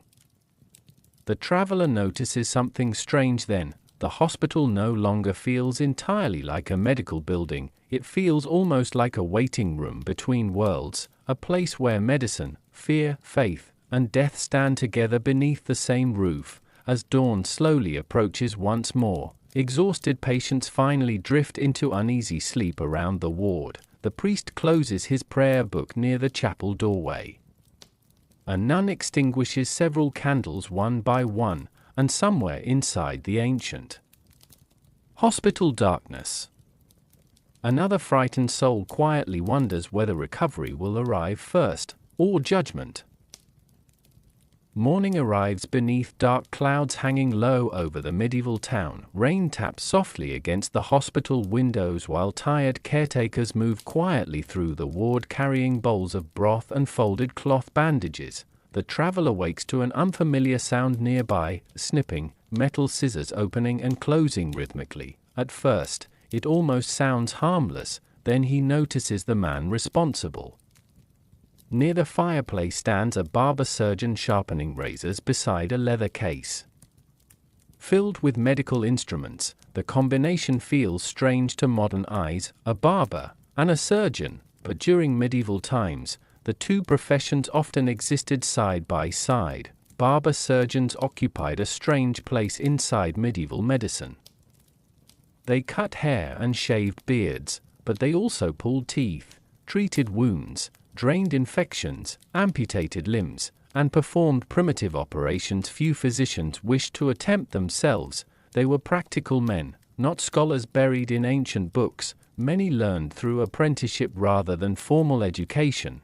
Their knowledge came from experience and survival. The traveler watches carefully as the barber surgeon prepares his tools upon a wooden table. Razors, bone saws, iron clamps, curved knives darkened by years of use. Unlike university-trained physicians who focused heavily on theory and diagnosis, barber surgeons worked directly with the body itself. They cut, sewed, removed, and sometimes saved lives through brutal necessity. Near midday, movement spreads across the ward as two caretakers guide an injured farmer toward the surgery room. A wagon accident shattered several fingers on his left hand days earlier. Now infection spreads rapidly through the crushed flesh. The barber surgeon examines the injury silently beneath candlelight. His expression remains calm, almost detached.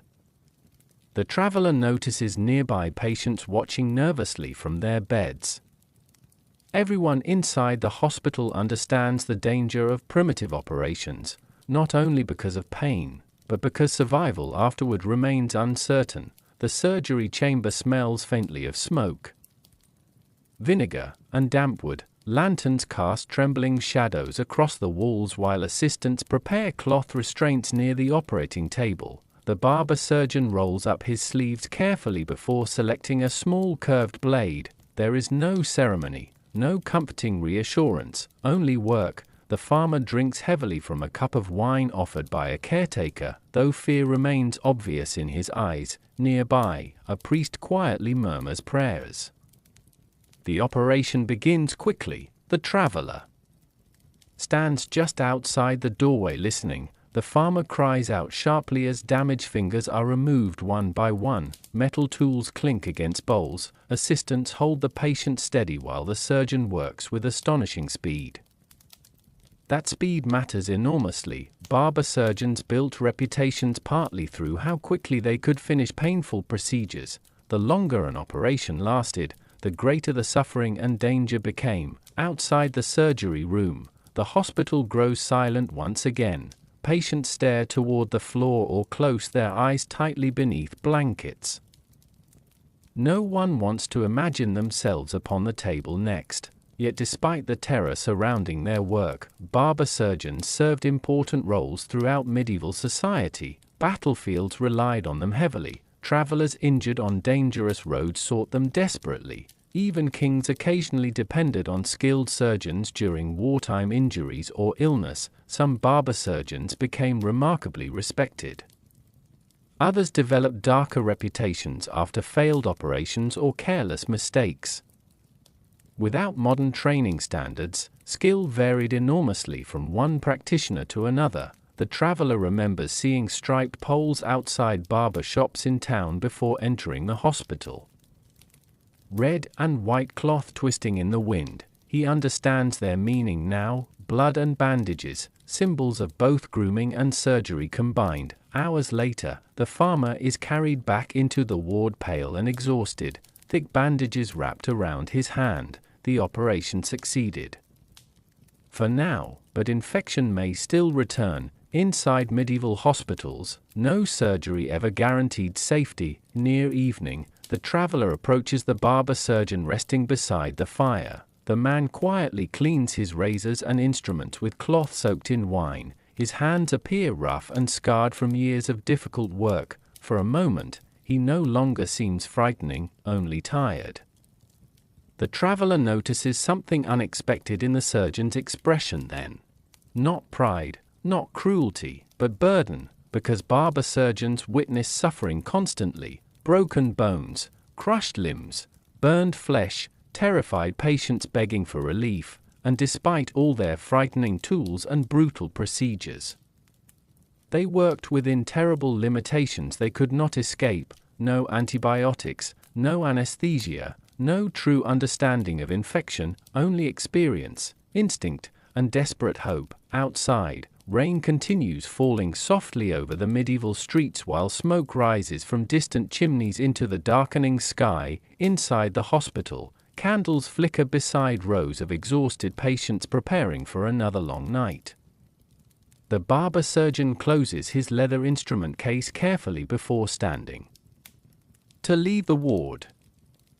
As he disappears slowly into the shadowed corridor, the traveler feels a strange mixture of fear and sympathy, because inside the ancient world of medieval hospitals, healing often depended upon men forced to fight death with little more than sharpened steel and steady hands.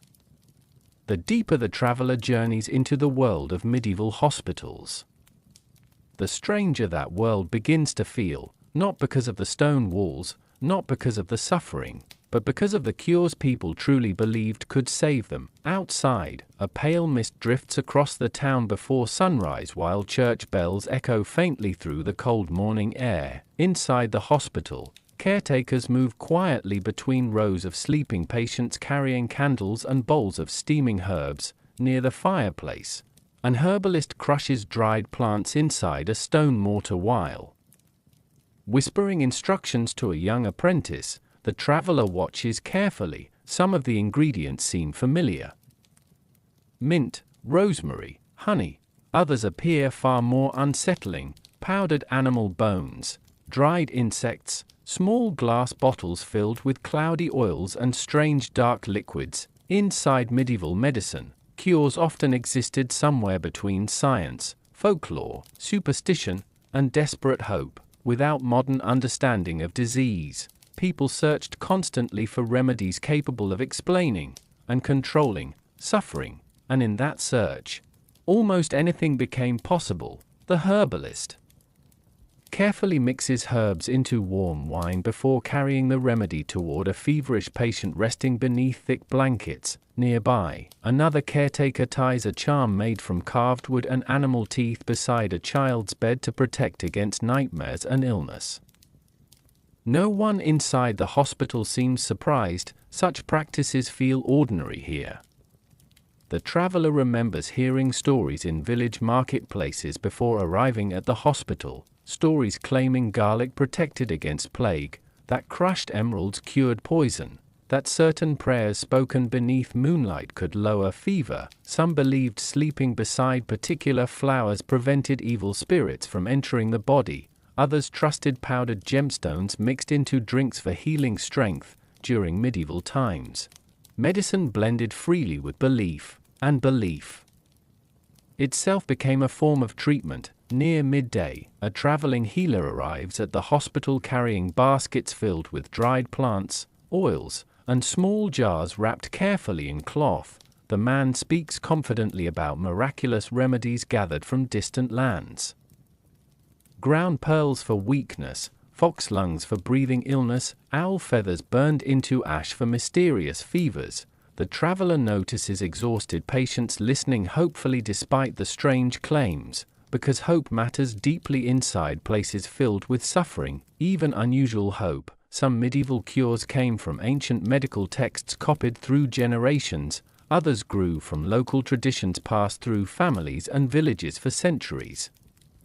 A few remedies accidentally helped patients. Honey sometimes protected wounds from infection, certain herbs eased pain or reduced inflammation, but many treatments offered little real benefit at all. Some became dangerous. One physician nearby prepares a remedy involving mercury for skin disease treatment. The silver liquid glimmers strangely beneath candlelight while the traveler watches uneasily from across the ward. Medieval doctors occasionally used toxic substances believing they purified the body. Patients often endured terrible side effects without understanding the true danger, and yet people continued trusting these remedies because alternatives barely existed. At the rear of the hospital, an elderly woman recovering from fever quietly tells the traveler about a cure she once witnessed as a child. A village healer placed hot bread upon a sick man's chest while chanting prayers beside burning herbs. The man survived, whether through luck, time, or the treatment itself. Nobody knew, but the story remained powerful enough to survive decades afterward. That is how many medieval cures spread, not through proof, through stories. Near evening, the traveler enters a small storage room filled with dried plants hanging from ceiling beams, bundles of lavender, sage, wormwood, poppy flowers. Clay jars line the walls containing oils, powders, roots, and mysterious ingredients gathered from forests, monasteries, and distant trade routes. The room smells strangely comforting compared to the sickness filling the rest of the hospital.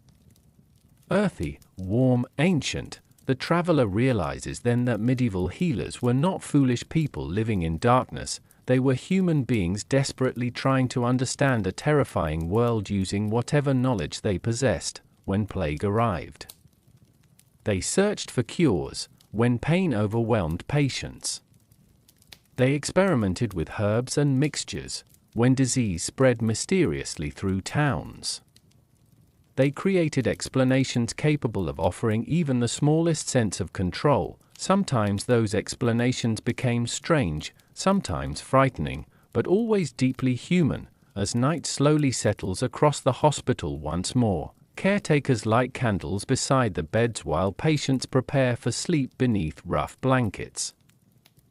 A nurse places rosemary beside a coughing man's pillow for protection. An herbalist brews another steaming remedy near the fire, and somewhere inside the ward, someone quietly whispers an old healing prayer carried across generations. Outside, wind moves softly through the dark medieval streets. Inside the hospital, the strange cures of the ancient world continue lingering beneath candlelight and smoke. Fragile little attempts to push back against suffering in a world still filled with mystery. The storm arrives shortly after midnight. Rain crashes against the hospital roof while thunder rolls across the sleeping medieval town. Inside the ward, exhausted patients shift uneasily beneath blankets as cold wind slips through narrow cracks in the stone walls. For a brief moment, the hospital feels almost calm. Then the doors burst open. Several frightened voices echo through the corridor. A man has been brought in from the streets, badly injured.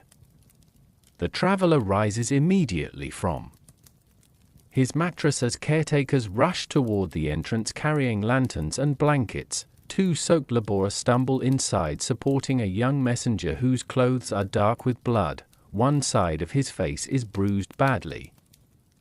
His breathing comes in shallow, uneven gasps, and beneath the rainwater dripping onto the floor.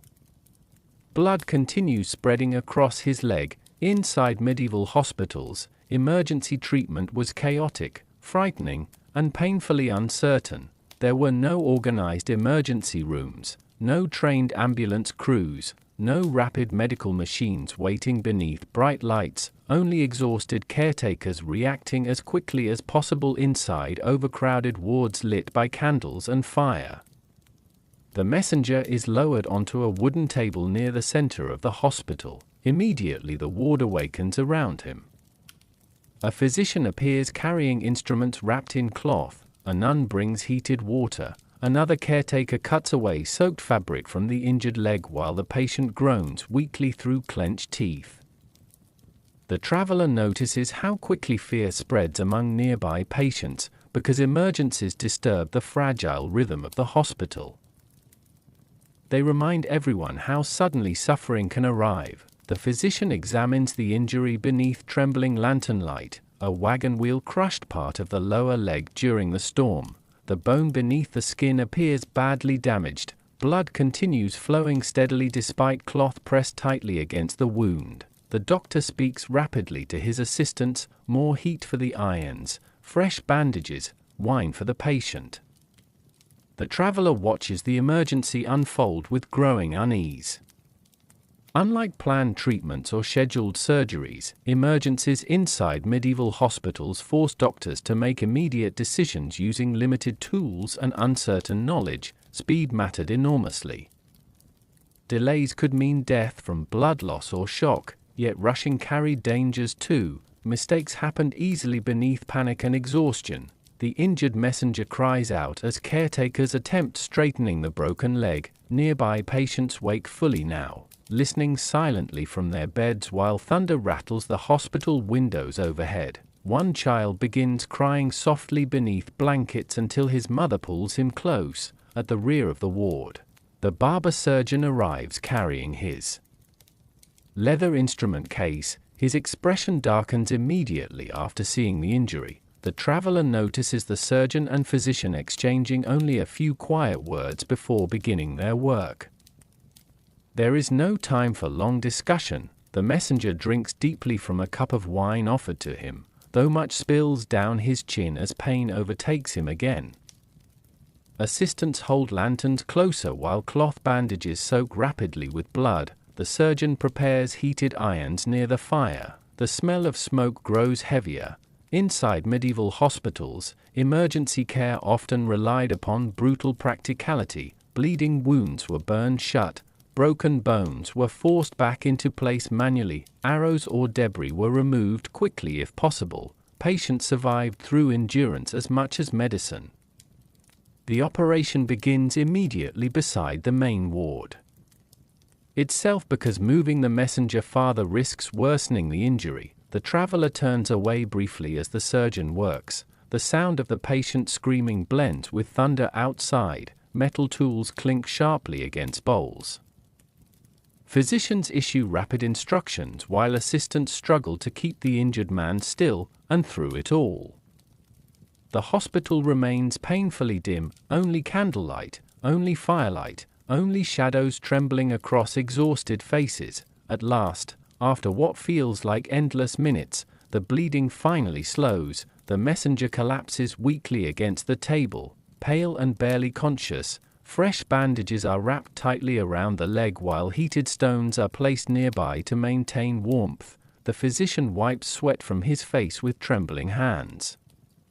No one speaks much afterward. Emergencies inside. Medieval hospitals left exhaustion behind like smoke after fire. The traveler notices how quickly the ward slowly returns toward uneasy silence once more. Caretakers clean blood from the floorboards. Lanterns are lowered again. Patients settle carefully back beneath blankets, but sleep does not come easily afterward, because everyone inside the hospital understands something important now. Danger never announces itself politely. A fall from a horse, a collapsed roof, a knife fight in the streets, a cart accident during rain. Any ordinary moment could suddenly end here beneath candlelight and primitive medical care. Near dawn, the injured messenger still breathes weakly beneath heavy blankets near the fire. Whether he survives remains uncertain. The physician rests nearby with eyes half closed after working through the storm-filled night. And outside the hospital windows, rain finally begins slowing over the silent medieval town. The traveler lowers himself slowly back onto his straw mattress once more, yet even as exhaustion pulls at him, he continues hearing the sounds of the emergency echoing faintly through his mind, the screams, the hurried footsteps, the clatter of tools, and the terrible realization that inside medieval hospitals, survival often depended upon how quickly exhausted human hands could fight against death in the darkness. Before dawn fully reaches the medieval town, the hospital is already awake. The traveler notices it immediately. Soft footsteps echo through the corridors long before sunlight touches the narrow windows. Candles flicker quietly through the darkness while distant bells ring somewhere beyond the stone walls outside. Most patients remain asleep beneath rough blankets, but the caretakers never truly rest.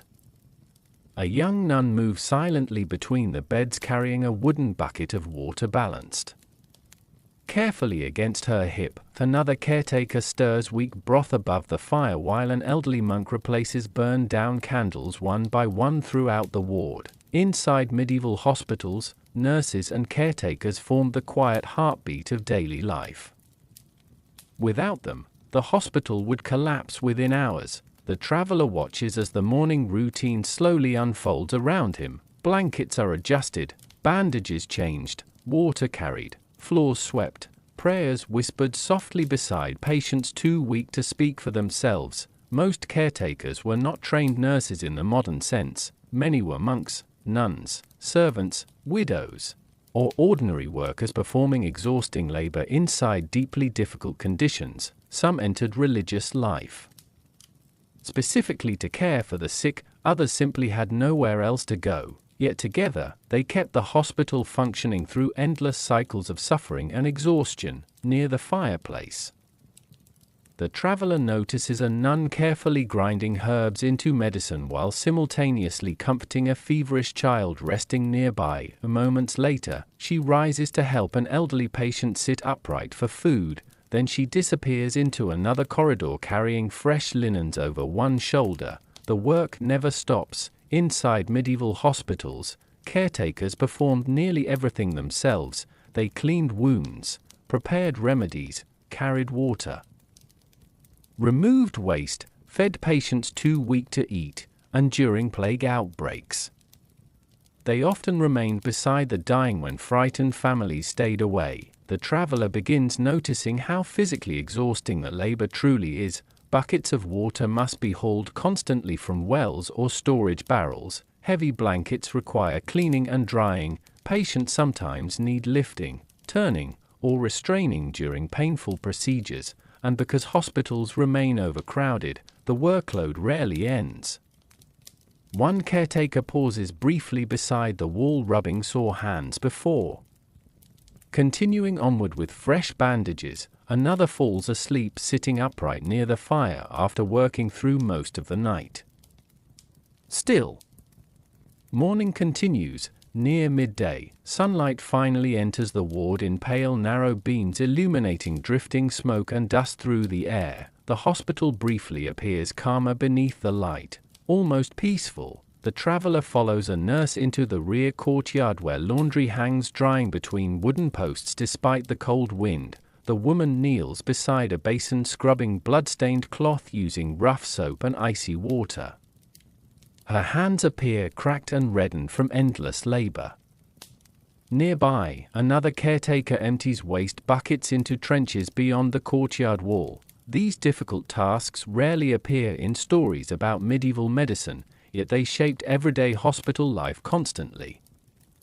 Most caretakers received little recognition for their work. Physicians and surgeons often gained attention, but the nurses remained the ones carrying patients through long nights of fever, pain, and fear. Inside the ward once again, the traveler notices something remarkable, despite the exhaustion surrounding them. Many caretakers still show kindness. A nurse quietly hums while changing bandages. An elderly monk pauses to comfort a frightened patient before surgery. A young servant carefully warms stones beside the fire to place beneath cold blankets during winter nights. These small acts matter deeply inside places filled with suffering. At sunset, the hospital shifts once more into evening rhythm. Candles are relit throughout the halls. Broth is distributed carefully among patients. Evening prayers echo softly from the chapel while caretakers continue moving tirelessly through the ward. The traveler notices one nun finally sitting near the fireplace after nearly the entire day on her feet. Her face looks exhausted, dark circles beneath tired eyes, ash and herb stains across her sleeves. Yet moments later, another coughing fit rises from nearby beds. And she stands again immediately. There is no true ending to the work here, only brief pauses between one need and the next. During severe plague outbreaks, many caretakers died themselves from illness and exhaustion. Some hospitals lost nearly entire staffs within weeks, yet others always stepped forward to continue the work. Faith drove some, duty drove others. Compassion perhaps drove the rest. Outside, snow begins drifting softly through the medieval streets while night settles. Once again over the town, inside the hospital, weary caretakers prepare for another sleepless evening beneath candlelight and smoke. The traveler slowly realizes something important then. The medieval hospital survives not because of its walls, or even its physicians. It survives because exhausted human beings continue choosing, day after day, to care for strangers in one of the most frightening places imaginable. As midnight approaches, a lone nurse walks quietly between the rows of sleeping patients carrying a small candle lantern. Its golden light moves slowly across tired faces before fading once more into shadow, and somewhere inside the ancient hospital darkness, the endless work of care quietly continues. The traveler stops counting the dead after the second week inside the hospital. At first, every loss felt shocking. Every covered body carried through the corridors seemed impossible to ignore. But over time, death begins blending quietly into the rhythm of daily life here. A bed occupied at sunset may stand empty by dawn. A patient whispering prayers one evening may vanish silently before morning bells begin ringing. And perhaps that is the most haunting truth about medieval hospitals. For many people who entered them, there was no leaving again. Outside, gray clouds drift low across the winter sky while cold wind moves through the narrow streets beyond the hospital walls. Inside the ward, candlelight flickers weakly against exhausted faces and rough stone arches darkened by smoke. The traveler wakes to muffled footsteps nearby. Two caretakers move quietly between the beds carrying a wrapped figure upon a wooden stretcher. No one watches for long. Most patients simply lower their eyes, because everyone understands what the covered shape means. Inside medieval hospitals, death remained constantly present for many reasons. Infection spread easily. Medical knowledge remained limited. Plague outbreaks overwhelmed entire towns. Even ordinary injuries often became fatal without antibiotics or proper sanitation. A simple cut could turn deadly within days. A fever might suddenly worsen overnight. and surgeries that appeared successful sometimes ended with infection, blood loss, or unbearable exhaustion afterward. The traveler notices how quickly illness changes people here. A merchant who once spoke confidently beside the fire now lies silent and pale beneath blankets. An injured laborer recovering steadily from surgery suddenly begins burning with fever. A coughing child grows weaker each passing night despite every remedy offered. The hospital feels filled with fragile victories constantly threatened by unseen danger. Near midday, a physician quietly examines an elderly patient near the rear wall of the ward. The old man's breathing sounds shallow and uneven. A nun wipes his forehead gently while the physician listens silently beside him, then slowly. The doctor lowers his eyes. No dramatic announcement follows, only understanding. The nun pulls the blanket carefully higher across the patient's chest before whispering prayers beneath her breath. Nearby, another bed already waits for the next arrival. The traveler realizes medieval hospitals were not always expected to cure people completely. Sometimes they served more as places of shelter during illness.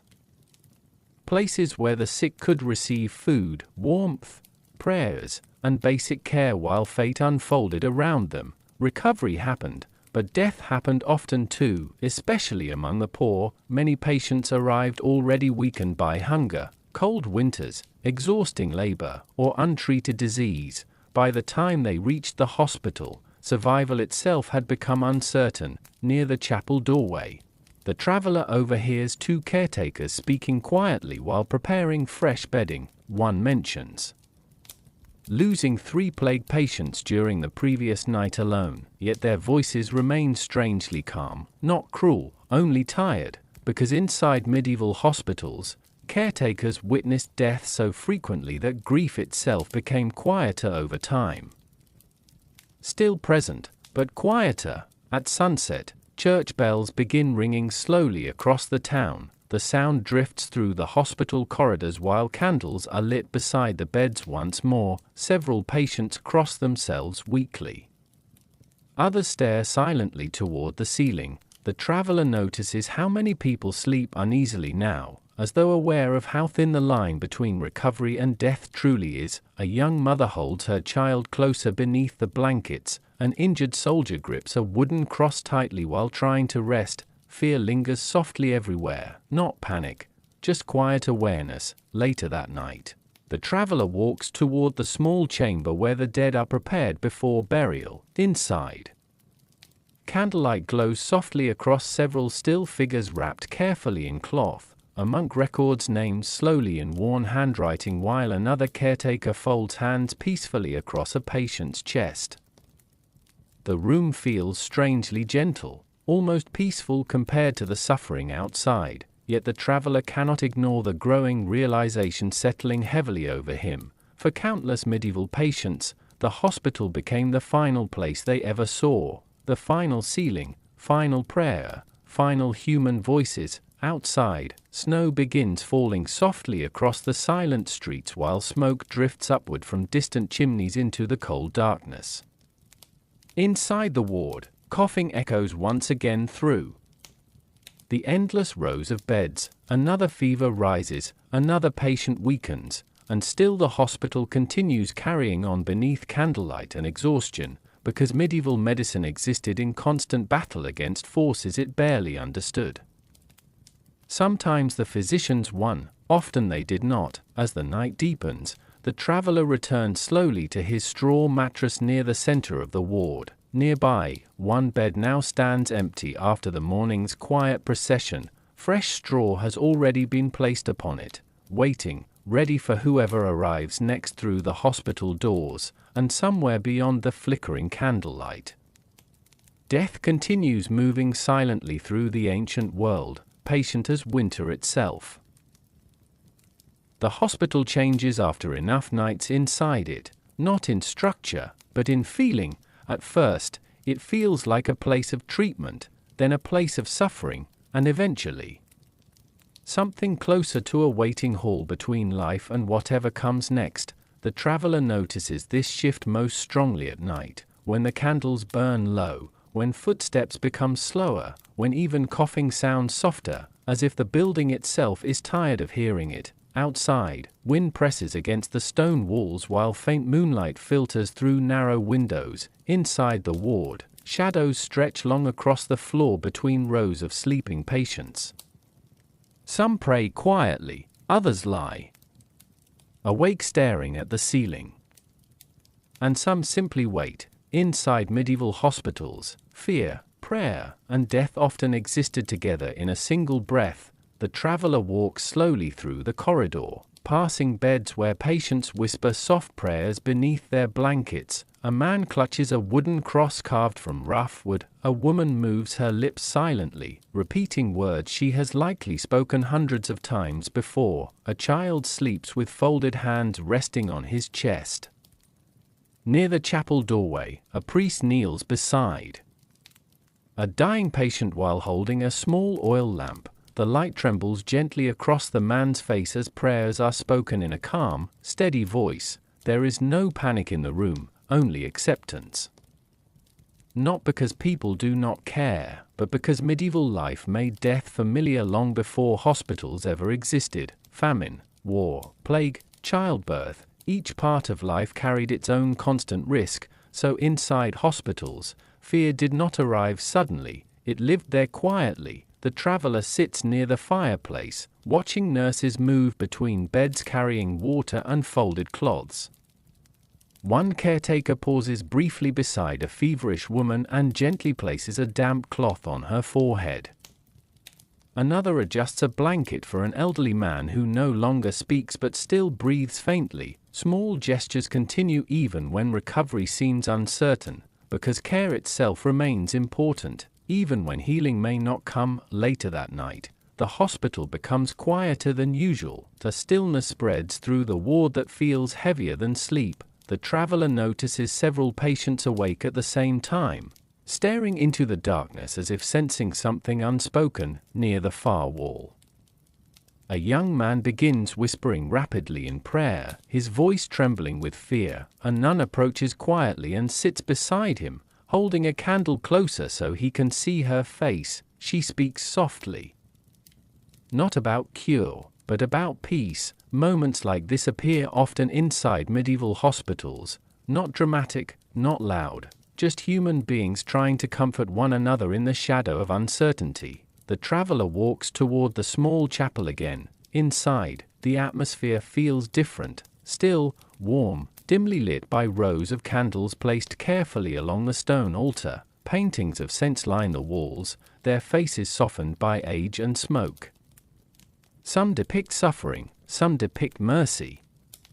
All depict endurance. A group of caretakers kneel quietly together, their heads bowed in silence. The traveler stands at the entrance for a moment, listening only to the faint crackling of candle wicks.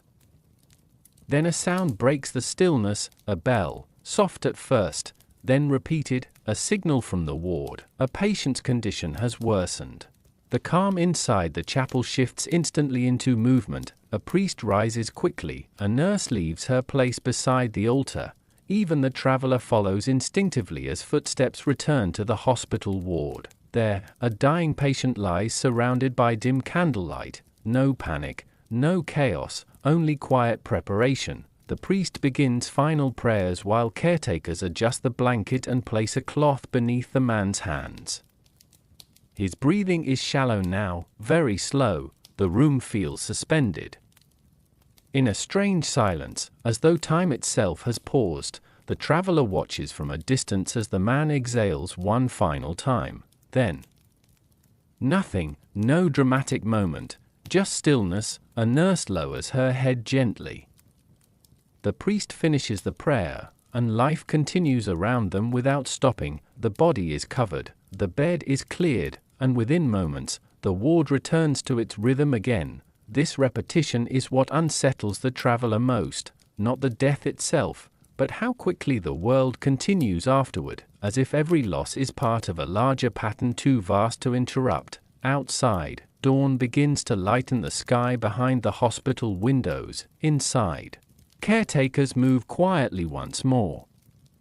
Between beds, adjusting blankets and preparing medicine for the living. A new day begins, and with it, the same fragile balance between fear, prayer, and death continues inside the ancient walls.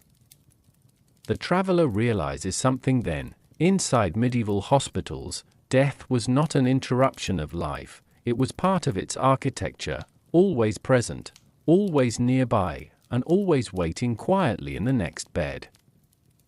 By now, the traveler has learned something unsettling about the hospital. It never truly stays the same, even though the stone walls remain unchanged.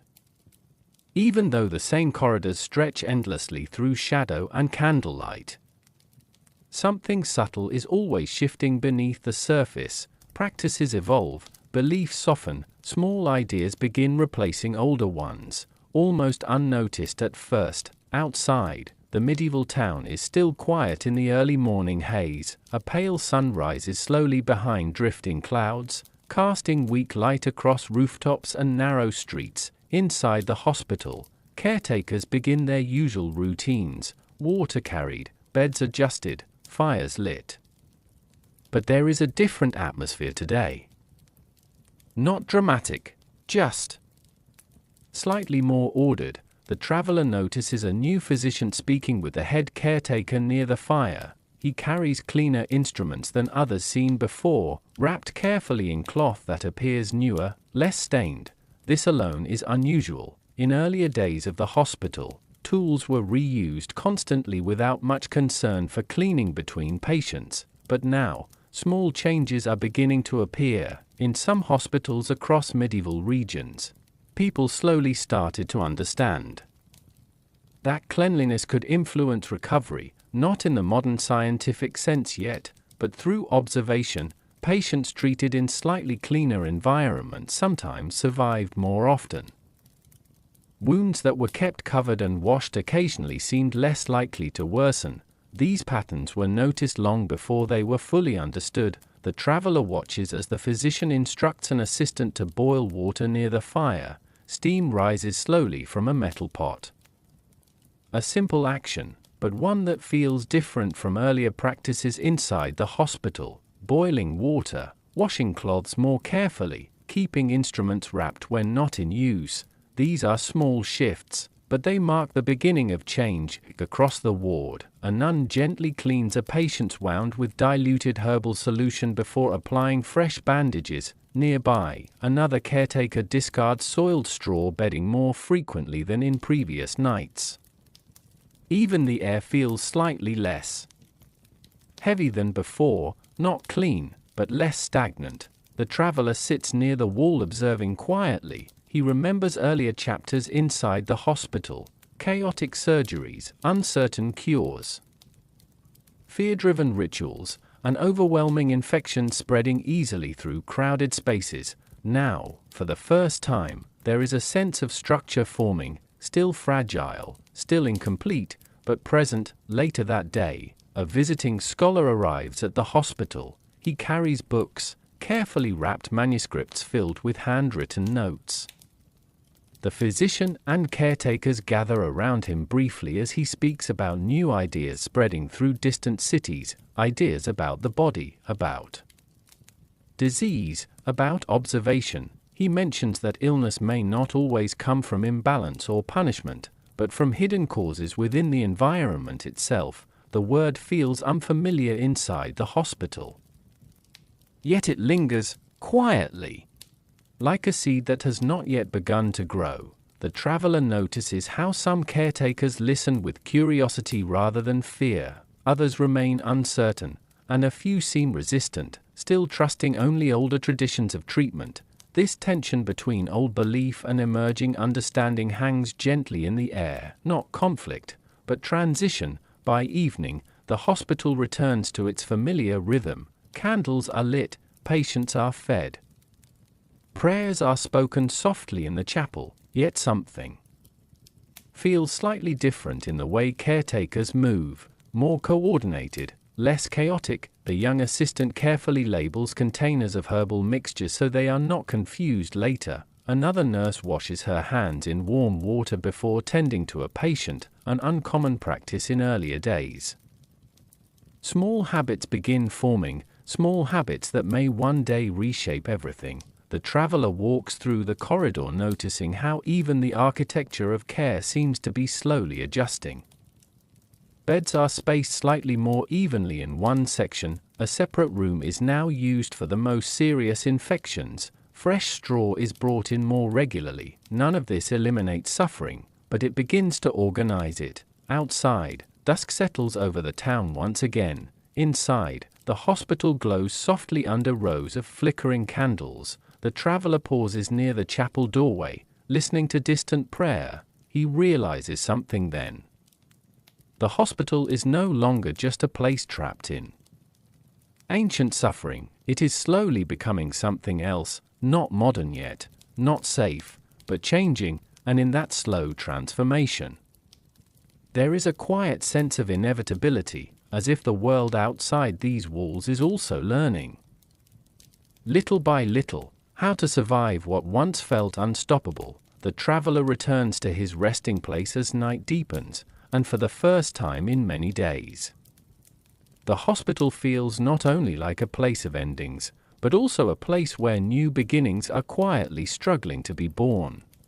Night returns to the hospital one final time, not as a stranger anymore, but as something familiar. The traveler lies awake beneath his rough blanket, listening to the steady rhythm of the building around him, soft footsteps in the corridor, a distant cough, the faint crackle of candle flames slowly burning down. Everything feels quieter now, not because the hospital has changed completely, but because he has. Outside, the medieval town is wrapped in deep darkness. Only a few dim lights flicker in distant windows while cold wind moves gently through empty streets. Inside the ward, patients settle into sleep one by one. Caretakers move slowly between beds for the last rounds of the night, adjusting blankets, checking breathing, and placing candles where needed. Their movements are careful, almost gentle, as if even exhaustion has learned how to be quiet here. The traveler watches a nun pause beside an elderly patient, holding a small candle close just long enough to confirm he is still breathing. Then she moves on, no word spoken, only understanding. In earlier nights, the hospital felt overwhelming, full of fear, sound, urgency, and uncertainty. But now, in this final stretch of the journey, something softer has settled over it. Not safety, but acceptance. At the far end of the ward, the chapel glows faintly through its doorway. A priest sits alone inside, head bowed, surrounded by dim candlelight that flickers against worn stone walls. No ceremony, no crowd, only silence and reflection. The traveler slowly sits up, looking across the rows of beds one last time. Some patients breathe peacefully in sleep, others remain restless, caught between comfort and illness. A few simply stare into darkness, unable to sleep at all. This is what life inside a medieval hospital truly becomes, not just treatment, not just suffering, but waiting for recovery, or for whatever comes after. Yet strangely, even here, there are moments of calm. A nurse quietly places a folded cloth under a patient's head to make him more comfortable. A caretaker gently stirs the fire so the ward does not grow too cold during the night. Someone hums softly while walking between the beds, barely audible beneath the crackling flame. These small acts carry the hospital forward more than anything else. The traveler realizes that despite everything he has seen, blood, fear, surgery, plague, and loss, this place is still held together by people who refuse to stop caring. Even when outcomes are uncertain, even when success is rare, even when exhaustion never ends, a final bell rings faintly from somewhere in the town outside. Not urgent, just marking time. The hospital does not react to it, it simply continues breathing. The traveler lies back down slowly, feeling the straw mattress beneath him one last time. It is still rough, still imperfect, still tied to a world without modern comfort or certainty.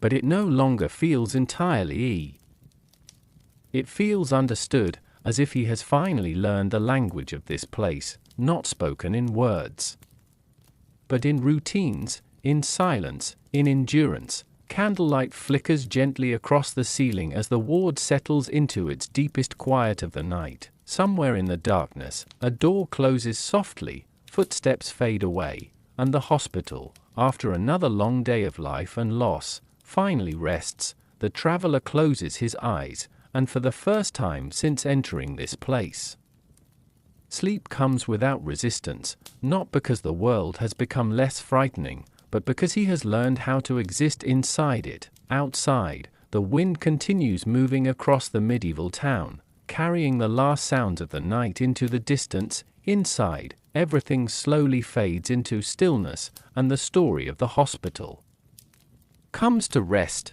Good night.